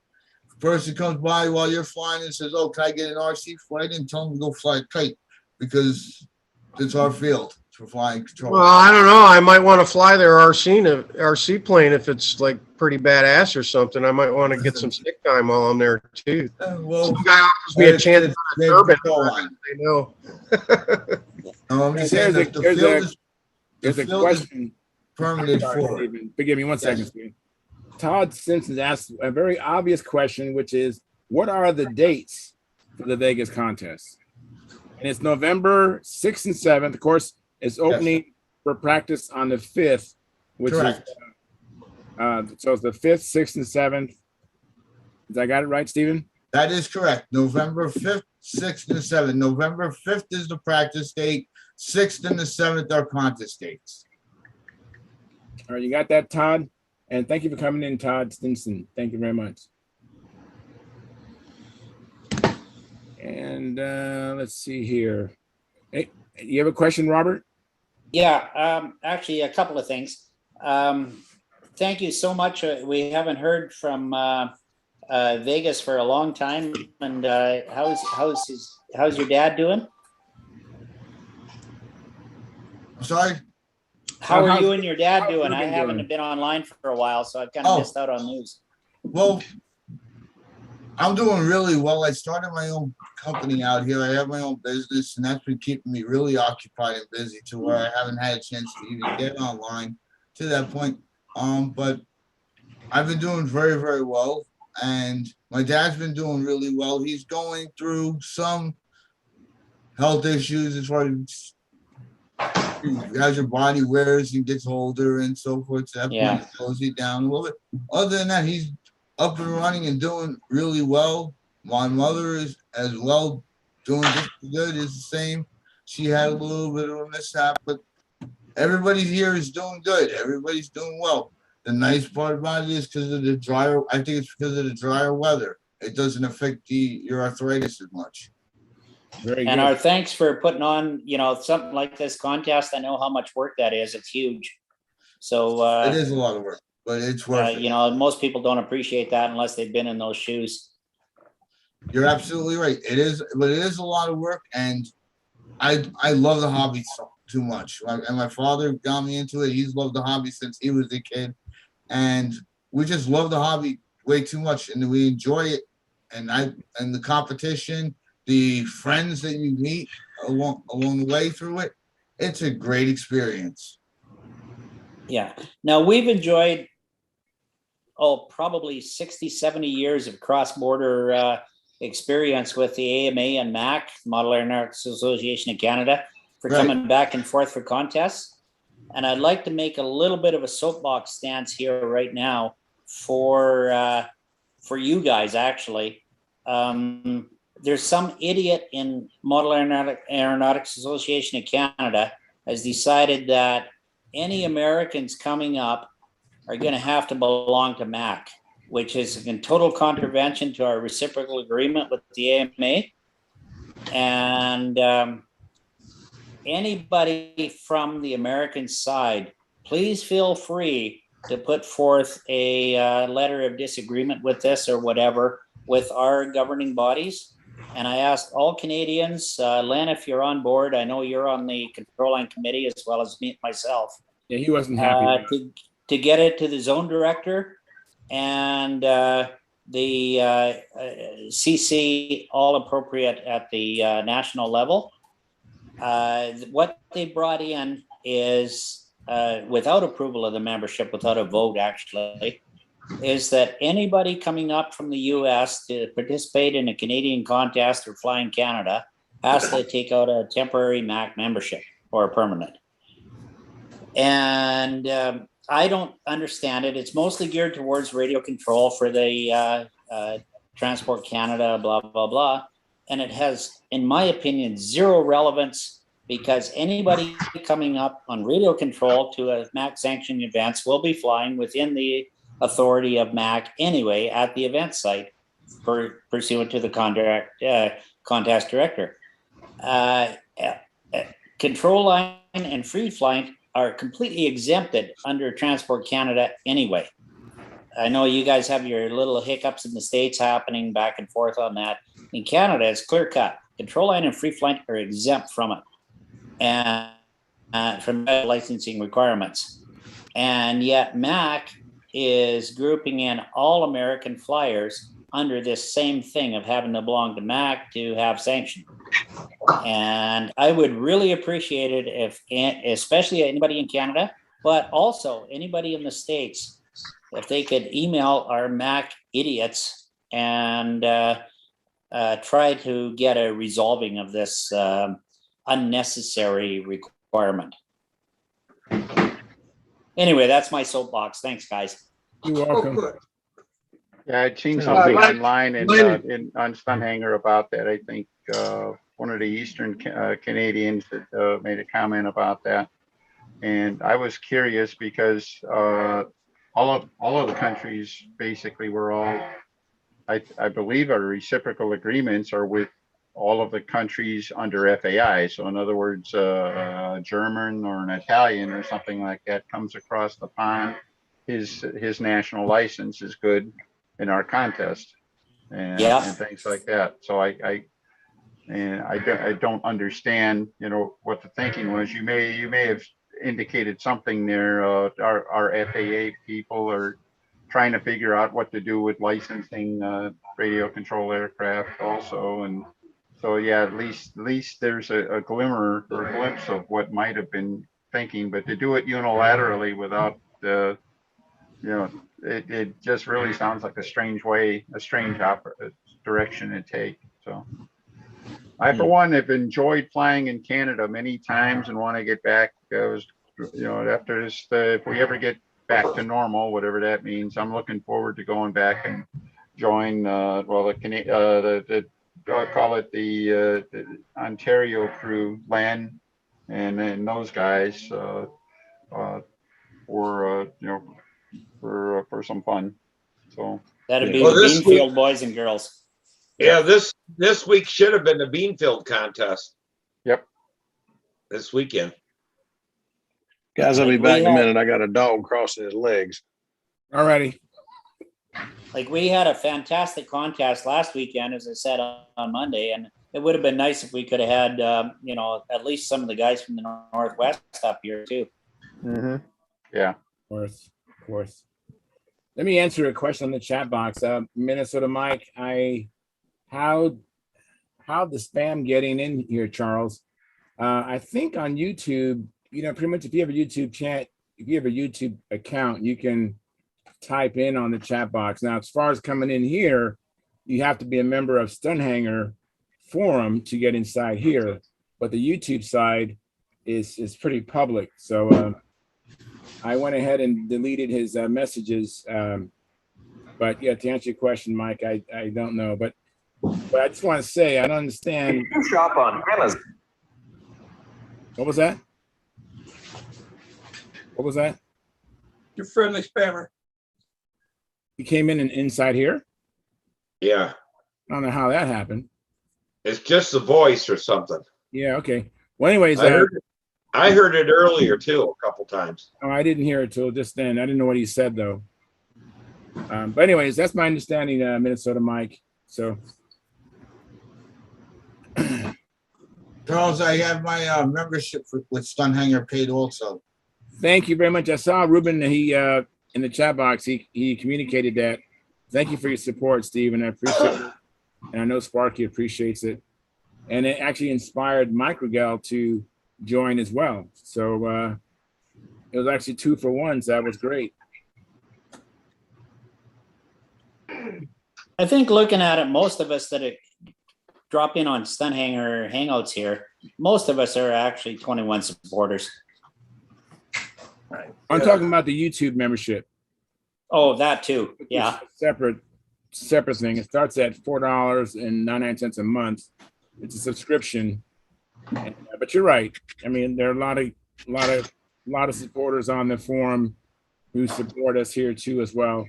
And the super chats, all those help, and the likes, and subscribing to the YouTube channel. All that activity helps. Well, some of us have other YouTube names too, like, I'm old control line pilot and stuff like that. So you don't necessarily recognize it when it's coming up. So I'm sure there's a lot of other guys like me, Charles. Yeah. I was talking earlier about the spammers though. We've been getting a little bit of that lately.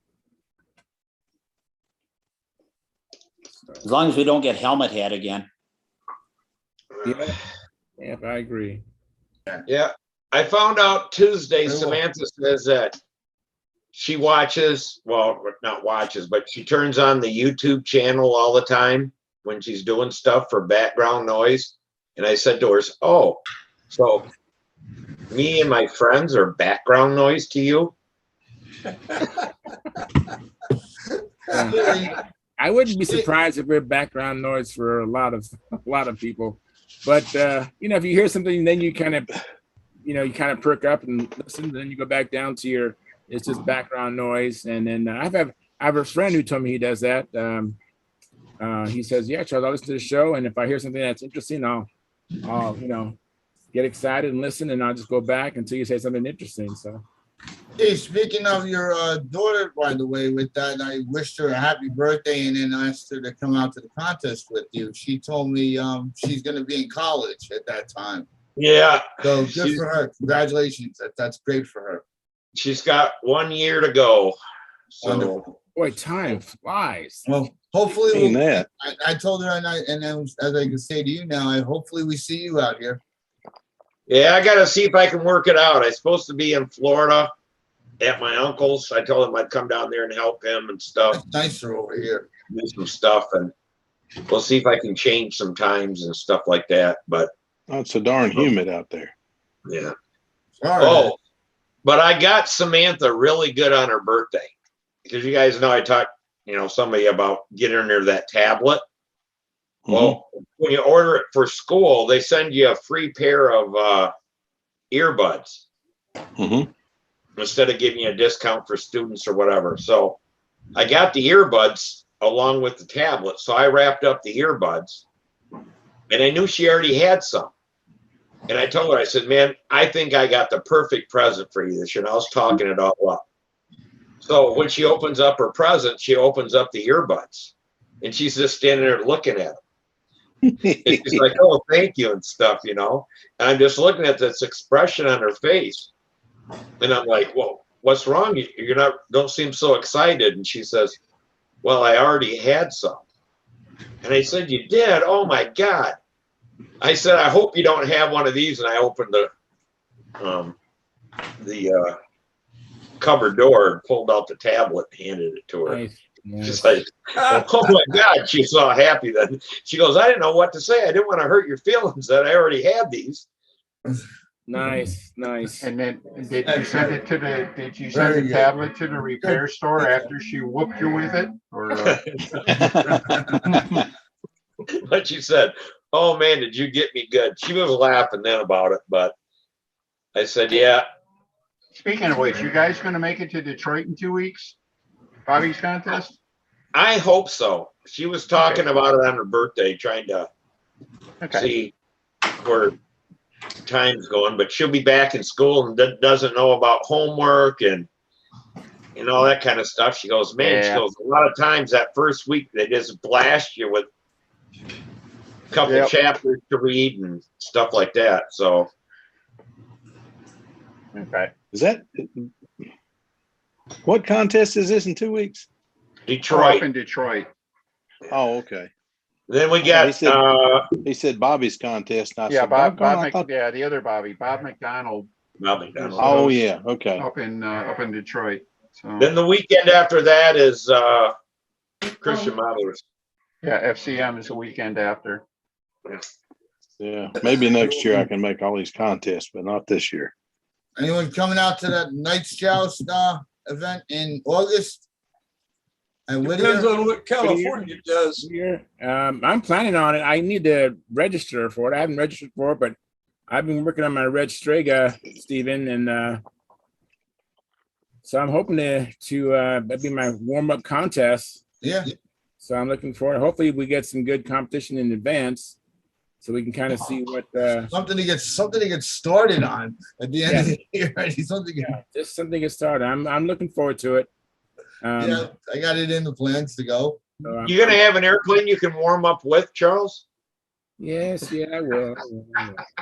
Yeah, I think Charles is going to be working on Steven for an airplane for that contest. So right? He's just going to sneak over to Sparky's place and steal his Junar airplane that he loves. Yeah, let me try that Junar again. This That time. Junar is a good airplane. Yeah. The Dayton contest is this weekend. Sparky's, Jim Jordan, and all of them are there. Okay. Yeah, some of our guys are going up there. At least one of our guys. I know one of them has. Yeah, there was a guy from West Virginia. I forget what John Pierce said his name was. I knew it, and now I can't remember it. But so some people showed up today. Hey, you guys out in the chat box, I know there's some names that I see on a quite regular basis, and I know I see you guys also watching Sparky's videos on the weekend. Communicate to Sparky and ask him if you could be a moderator. I think that's what it is, or a monitor, so you can get a blue wrench, so you can help me with the spam in the chat box. Because sometimes I'm looking over here, and by the time I get a hold of what's going on over there in the chat box, there's all kinds of stuff. So just reach out to Sparky. You know, when you guys are in the at John's garage, just type in the chat box, and I'm sure Sparky will make the moves so that you can help us out. And the more the merrier, I think, as far as having, I think it's called a moderator, I think, or a monitor, but in the chat, you'll get a blue wrench where you can just knock these guys out. So isn't it against the law to knock somebody out with a wrench, even if it's blue? I'm not advocating violence. Yeah, but you're good okay, at it. sometimes it's necessary. Are you leaving, Robert? No, I'm still in, but I want to give a special thanks to one of our members, Dennis Sajak of Winnipeg, who's suffering some bad health and can't fly anymore and is getting out of it. A year ago, I sent him a bunch of poplar blanks to carve molds for a Mark Freeman Mark 16 Spitfire, 1973 American aircraft modeler. Al Raby influenced big time. Yeah. Anyway, we were both wanting to build one, and his health deteriorated and he can't do it. So he sent the molds back along with a beautiful canopy mold. Now these molds he'd carved, the poplar I sent him fantastically and finished them with Z epoxy and everything else. They're absolutely fantastic. Same with the canopy mold. And it's sad that he can't continue in the hobby or has chosen not to because of health. And I just wanted to give a big public thanks to a fellow modeler who is absolutely terrific. And it's sad to see that, time passes us by in this hobby, but they're carrying on, and he sent them back, and I'll let him know, of course, that if his health improves, I'll certainly churn out some shells for him, and we'll get his dream airplane happening again too. Very good. Sounds great. Sounds like one of the best tributes would be just to build that thing as fast as you can, so he's got a chance to see it. So well, I've always had a big thing for Spitfires, and I just happen to be up in my living room tonight, which is a bit different normally. I'm in my shop, and Wendy has a Spitfire room. Yeah. Well, I've got mine. Yes. Yeah. All right. And I'm just going to pan around the room for a second, if it's sure. okay with you guys. Yes, I'm excellent. just going to pan up to my ceiling here. If you can Still highlight pointing me, at I don't know you. if I'm highlighted or not. Well, if you're, yeah, you should be highlighted. Yeah, you're highlighted. You are. Yeah. Okay, do you see the big Spitfire up there? Flip Nope, the we see camera. you. Okay, that's a 1/5 scale RC yellow aircraft scale Spitfire. You gotta flip your camera. Up on the wall there, if you can see it. I hate Gotta these flip little your screen camera things. around. There we are. You gotta flip your camera around. Gotta flip the camera. I'm gonna try and do this here, just a sec here. Switch camera, there we go. Maybe that'll do it. All I got is Mike on the screen there, on my screen. What we got here? Same thing, Is that what you got? black You got screen. a black screen. How's that? You might have Getting it. closer. Now you just gotta focus the way you're going. Okay, there we go.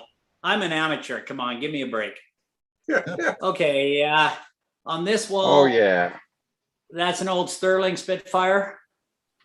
I traded yeah. about half an hour, 3/4 of an hour of flight instruction for that. Now, I'd never ever fly it. It was built so bad. Fortunately, lead outs had never been tied. And I was going to rebuild it. But in the meantime, I came across a untouched kit. So I'll build that one. Down below that is C-47s or Dakotas flying over the hump. And one of my dear friends I'll tell you all about him one night, him and his brother with the Flying Tiger Airlines. But anyway, he had, the U.S. Air Force, Army Air Corps ones, guys sent home after 30 missions. My buddy had over 250 flying the hump, and his brother had over 700. Whoa. There is just World War I aircraft. Some of my awards for full-size aviation. I want my stuff. Propeller for my Thorpe 18 whenever I get around to finishing that. Second World War stuff. Stunthangar, of course. And moving around. One of my kitties. Some of my stuff from the past, like 105 millimeter artillery shells, 20 millimeter, 50 cal, whatever, from my younger days. Of course, everyone has to have a picture of Sailor Milan with his Spitfire Mark V C in the picture. And then up above is Avro Anson Mark I propeller off a Cheetah. If you notice, it rotates the right direction, not backwards like American props. And down below it is a B-25 practice bomb. And both of those were off from a dear old friend of mine who's passed away. And then up above my entry door, of course, everyone needs a presentational cross maces. And an old friend of mine, his grandfather was into medieval architecture, whatever, or weaponry. And he made his basement into basically a medieval fortress, and he'd made hand forged all of this weaponry. And when he passed away, this was passed along to us. So that's kind of our down home living room environment. We love aviation industry. Great. That's great. So anyway, That's that's the nickel tour.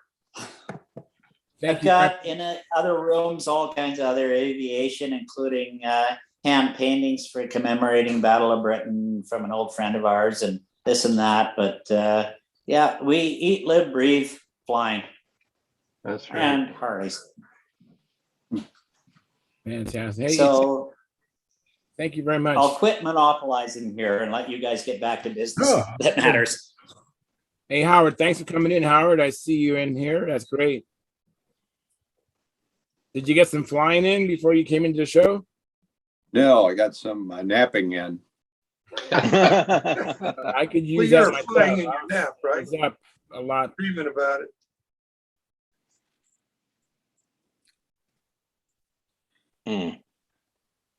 So you've been flying it all this week, Howard? Did you fly earlier? Yes, All right. Which plane did you fly? same old plane. Howard, did you know Murray McDowell back in the day, in the combat flying days? I don't On the remember. Northwest side. Yeah, he was an Nemesis flyer, and he's into RC now, but trying to entice me to the dark side there. But yeah, he just loved flying your design, and thinking about building a few for the hell of it next summer, just for sport flying. Cool. Yeah, I built some. And my thanks for when I first started back in the hobby, and I posted my one and only video on doing hinge slotting using a multi-tool, and you gave a very nice compliment on that, and I wish to thank you on that. The system works very well for me. Oh, I did? I don't Yeah, you give nice did. compliments. You're thinking of somebody else. Yeah, right. That's good. Anyway, it meant a lot to me, so thank you. You're welcome. Okay. Peter, so have you made any progress on your airplane there? I know last Monday you was hinging the elevator, the horn, right? The elevator and the horn, elevator horn and the elevator hinges, right? On Monday? Yep, that's all done. I put that aside for now. And you can blame Mike Lonke for I put the Pathfinder to the side. And you can kind of blame Mike Lonke for the simple reason that he mentioned King Orange and having an airplane to fly. And I'm a little bit leery of flying somebody else's airplane, especially if I'm going to try beginner stunt after 40 years. So I pulled out the Saginaw again for the simple reason that, as you can see, I was walking around working on the wings some more. The simple reason is I have everything I need for the Saginaw. I've got an Aero Tiger 36. Oh. That's ready to go into it. I've got the tank. I've got everything I need to put that airplane together. Whereas the Pathfinder, I don't have a tune pipe. I don't have a lot of the stuff that I would need to get that airplane ready in time for King Orange, really. So I put the Pathfinder to the side, and I'm going to finish up the Saginaw, because that's a much more realistic goal at this point. I understand that. Peter, you get jammed up and you don't have an airplane, I'll bring you one for King Orange. Don't worry about it. He doesn't No, go. it's like I'd rather fly something but you know, I'm sure everybody here has gotten to the point where they bought something and they couldn't figure out how they ever lived without it, or worked without it. Oh, I made it an investment and I picked up a scroll saw. Oh, good for you. And Cool. I can't imagine. I don't know what I ever did without it. There's Howard. Because even tonight, I'm sitting there, cutting out the wingtips, for, after you laminate them, you're cutting out wingtips for the Saginaw, and to get that profile out of a square block of wood, I would be sitting there with this little handsaw for about 2 days, chopping out the shape that I need. And with the power scroll saw, it took me all of 5 minutes. And I'm sitting there thinking to myself, what did I do? What did I ever do without this thing? Yep. Yeah, I know. You just had X-Acto blades. That's what you did. That little Yeah, that little 4 or 5 inch sanding disc that has a little 1 inch one. I think I can't remember who makes it. I don't know what I did without that. Tie those two together, and you can cut out a kit so fast. Well, my second power tool was a moto saw, and I still have it, and I've got a fancier one, but it's nice having two of them because you don't have to change blades. And the power takeoff off the Dremel's nice. Plus, of course, I have a bandsaw, and I couldn't do without a belt sander, so I've got three of them. Yeah. And a drum sander. It's addictive. You just get spoiled. Yeah, the scroll saw is an entry drug.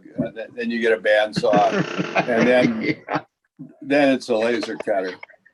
And you have to have a drill press, and I hadn't got that far yet. The thing I'm just glad that the only thing I'm ever going to use it for is this hobby. And it was like, I guess all those years I'm just sitting around trying to justify, spending the money on something I'm is going to see use, almost next to no use. But I bought it, and now I can't sit here. I'm sitting here thinking to myself earlier when I first used it, it's like, how did I ever survive without this thing? Hey, Peter, it's no different than my whole collection of kits. Kits, yeah. Something I bought I'll never use. I know I've showed you guys this before if you're on the subject of tools, but that's my table. Bandsaw, drill press, scroll saw, bench sander, and grinder and vise all on one table with wheels. So if I'm really going to be going at it, I can just wheel it right out the shop door and keep the mess outside. Yeah, that's a good system you got there, Mike. Every corner has a tool, And Peter, if you you are night, I might take you on another tour of the shop here and show you. It's I've got a table similar to Mike's there, plus a whole lot more. It's an addiction. Yeah, but you're a cabinet maker. Well, yeah, but so anybody can be. You just have to spend enough money. There you go. Who was it? Bob Hunt said the only real hobby is spending money. Yeah, he's got it nailed. He does. Mm-hmm. He does. Well, you guys, even those oscillating belt sanders and spindle sanders. Long story short, I ended up with two of them, so I don't have to change over between the spindle sander and the belt sander.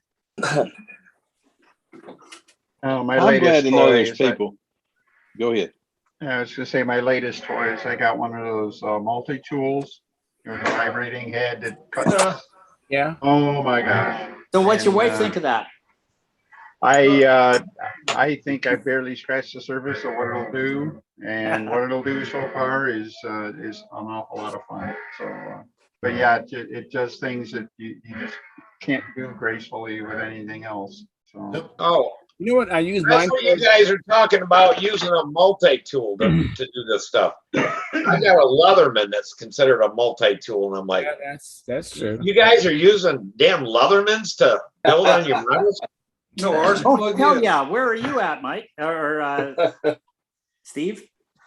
Yeah, that tool you use, Dennis, that orbital tool. I guess he's gonna get it. I guess I'll wait for him to come back. Yeah, I'd like to see that. But I'm just glad to know there's other guys that have the affliction as bad as I do, and possibly worse. Yeah. My wife says not possible to be worse, but I'm looking at some of these guys' shop spec, and some of them got it worse than I do. She disagrees. I've started a kit affliction myself. I picked up a couple of other kits the other day. An old Ringmaster, and then a Sterling Ringmaster, and then a Fancy Pants, just because it was cheap. I got a Brodak kit. I've never, but I'll stick it on the shelf. It'll give several nights of entertainment. When you decide to build that Fancy Pants, we went to VSC. Not VSC. We went to East Coast Golden Oldies back down when it was in Tifton, Georgia. And I showed up with a really nice classic airplane, and I thought I was going to do well because thin wing should go through the wind well, because it's always windy in Tifton. I don't know what it is. Mike Garman showed up with a Fancy Pants. My plane got absolutely blown out of the overhead 8, and Mike Garman's little Fancy Pants went through it like it was on rails. So I came home and proceeded to build a Fancy Pants. Trust me, when you build it, take your time, build it right, you will enjoy it. If nothing else, take it with you just in case it's windy, because with a Fox 35, that thing will fly in the wind. Who put that one out? I haven't heard of that one. Brodak. Brodak? Okay. Yeah. I don't know who. Yeah, that's an old kit. It was originally done by Consolidated, I think. Yeah, it was old Consolidated kit, because I bought that as a gift for Jeff Traxler for his birthday or something. And he built it, and he said that's one of the best flying airplanes he's got. It is. He said he just can't believe how good that airplane flies. The first one I built it for my daughter and put an Enya 35 in it. And that's when I found I had made two mistakes. One, I misjudged the airplane, but two, I had misjudged an Enya. That darn Enya, if it's broke in right, will last forever and fly great. She still flies that thing, I guess. They're great engines. Yeah. Well, I'd never had I an was in Enya. a It was my hobby first shop. Enya, and it's great. Yeah, I was in a hobby shop, and the guy said, "Hey, somebody dropped by some control line kits the other day and engines, and I don't really carry them." He said, do you want them?" And I said, "Well, yeah, sure, I'll look at them." And he said, "There's an engine too." So it was ended up with that Sterling Ringmaster, the Fancy Pants, and a Fox 35. A little bit of use on it, but for like $40. Oh my gosh. Deal. Oh my gosh. So, Yeah. so I didn't get hurt. Even if it sits on the shelf, I didn't get hurt. I'll give you $40 for the one kit. Good. Hey, Mark, you haven't been on much. Where you been? Out of country? Yeah, I just been busy and just dealing with some a little bit of health issues, but it's all going to be good. Yeah, but spending a lot of time with the family this summer too. So it's that's a good deal. That's always good. Your knee working good? The knee Man, good? I'm happy with the knee. The knee is just great. Yeah, it really was a good thing. Yeah. Well, I hope it's not going to be too much longer. You, me, and Trey can get together and do some flying. Yeah, absolutely. Definitely. That will happen. Yeah. Sounds good to me. Dennis, I thought you was going to show us your multi-tool. Did you couldn't find it? I was trying to drag. I was dragging out something I used it for, but it's a little deeper than whatever, and I got lazy. What I did is I was converting I had an Oriental fuselage. Seems appropriate since Mike's been working on his all night long. I used a multi-tool to cut out the motor mount beams on it. And I was converting it to electric. The beams are in the way. And you just take the tool and it just zipped right through the 3/8 by half motor mount stock and everything like that, popped it right out. And it was like cheating. It was so easy. Yeah. What is this tool? Is that like the vibrating blade? Yeah, it's a vibrating saw head. Yeah. Yeah. Oh, like a rotozip. Now that's a little bit similar, different than a rotozip. That's the rotozip is more like a tool on steroids. But this Rotozip is a rotor. Yeah. Right. Did you get the Dremel one, Dennis? The oscillating saw that he's talking about? That's Yeah, what I actually used in that oscillates, one video of mine for cutting hinge slots. It just a saw that goes horizontally back and forth real freaking quick. Right. And different blades, whatever you pick, will cut through just about anything. That's what I was saying with Howard there, that he complimented me on the one and only video I've done on using an oscillating saw for cutting hinge slots. Okay. And it takes about, 3 seconds to cut a hinge slot. You're talking about this thing that's from Horrible Freight, and it just the blade goes back and forth like this. Yeah. Everybody in the universe makes one. I think mine's I've heard of it called a bone saw before. Or Mike has one. What I do is I grind the blades down. Yeah, I mean, you go to Harbor Freight or Princess Auto or whatever, same thing, and you buy the blades really cheap. I mean, who cares about quality for balsa? And I just grind them down to thickness and width that I need, and I do the hinge, knuckle reliefs first. My old video doesn't show that, but I do the knuckle reliefs first, and then use build up a plywood, whatever, to the thickness, and then just go gazing, and it takes maybe 3 seconds to do a totally accurate hinge slot. And What brand did you get, Dennis? Dennis, what brand did you get? Steve's asking. Oh, mine is a Rockwell. Okay. Okay. yeah, there's no difference in. Like Robert said, there's a zillion brands on them, and I think they're The Harbor Freight. The yeah, Harbor For Freight our brand they hobby make is purposes, the any of them will work. Anything you buy will work. I think the even Harbor Freight Dremel brand makes they one. make that's the so. cheap one is the Chicago brand, and it works. Yep. That's what I've got. I mean, we're cutting at most spruce or thin pieces of maple. Yeah. Any of them will work. Yeah. It's Yeah, I like just plunging. I like the plunging feature.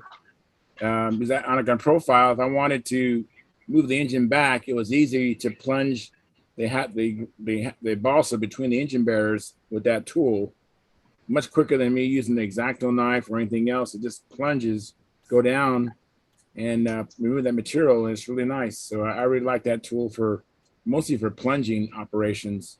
Well, some of them another have thing it's different good for. heads Sorry, on Mike, Steve. I use Another it thing it's every good day. I use for is it if you got to cut out a every day wing. of my business for work. You guys, one at a time. I know we're all excited about the orbital tools. Multi-tool, yeah. If you've got a buggered up airplane and you want to cut the wing out and reuse it or the fuselage, they're fantastic for that. It's a minimum of filler if you're careful with it. Zing, zing, zing. It's separated. Yeah, exactly. That's what I used it for.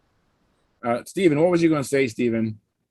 I use that in my business now for work, and I love it because instead of using the old keyhole saw where you had to cut and cut and cut and yeah, cut it open to that, I use that, and you get such a nice straight edge and such a nice cleaner cut for when I got to cut an outlet box in or switch box in.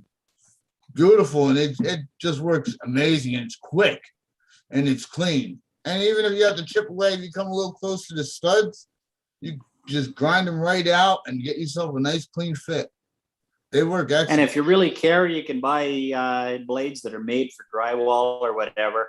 I just generally use the Harbor Freight equivalent. We call it Princess Auto here, but for hacking through drywall, I just buy their Econo when it's on sale stuff and just hack them up and throw them out. Yeah, that's what I do. They're cheap enough. I just buy a few of those packs. They're 3 in a pack or whatever, 3, 4 in a pack. Yeah. You just beat them up until they're done. They throw them away, get another set. It doesn't cost much. And for model airplane stuff, I just take them to the grinder and get them to the width I want. And if I'm doing half A hinges, they're too thick. So what? You put them on edge on the grinder and thin them down, and there you go. They'll run forever on that, as long as you don't overheat them too much. Hey guys, I'm going to interrupt, and let me just finish the last lines on the chat, and then we're going to transition to the after party. And Mike Rigel, he says that I bought one of those scroll saws a couple months ago. Good price, much better than the Dremel saw. And then Ruben McBride, he says Harbor Freight tools are cheap and they do the job. And yeah, for our hobby and what we do, Harbor Freight serves us very well. I use a few Harbor Freight tools for that. And we had a pretty good night. We had as many as looks like 25 viewers. We have 17 likes, and we have 2 new members to the YouTube membership subscription. So thank you very much. And that's Stephen McBride, who's on here right now, and I think the other one who joined was it Mike Rigel? I think Mike Rigel joined. Yes, thank you, Mike Rigel and Stephen McBride, courtesy of Ruben McBride. And hey, go out there and have some fun. And we're not leaving. We're just going to turn off the live stream. We're going to probably start cutting up. It's Friday night. Some people don't have to go to work tomorrow. Some people don't have to fly tomorrow. They'll be cutting it up. So I want to thank everybody for coming in, and thank you for your participation in the chat box, and thank you for your help for, I think it was Mike Rigel who deleted some guy or did something for me. He helped me out. I appreciate that. And besides that, I think that's it. So we will close the stream, and we will see you guys next Monday. Bye-bye. Charles, great show.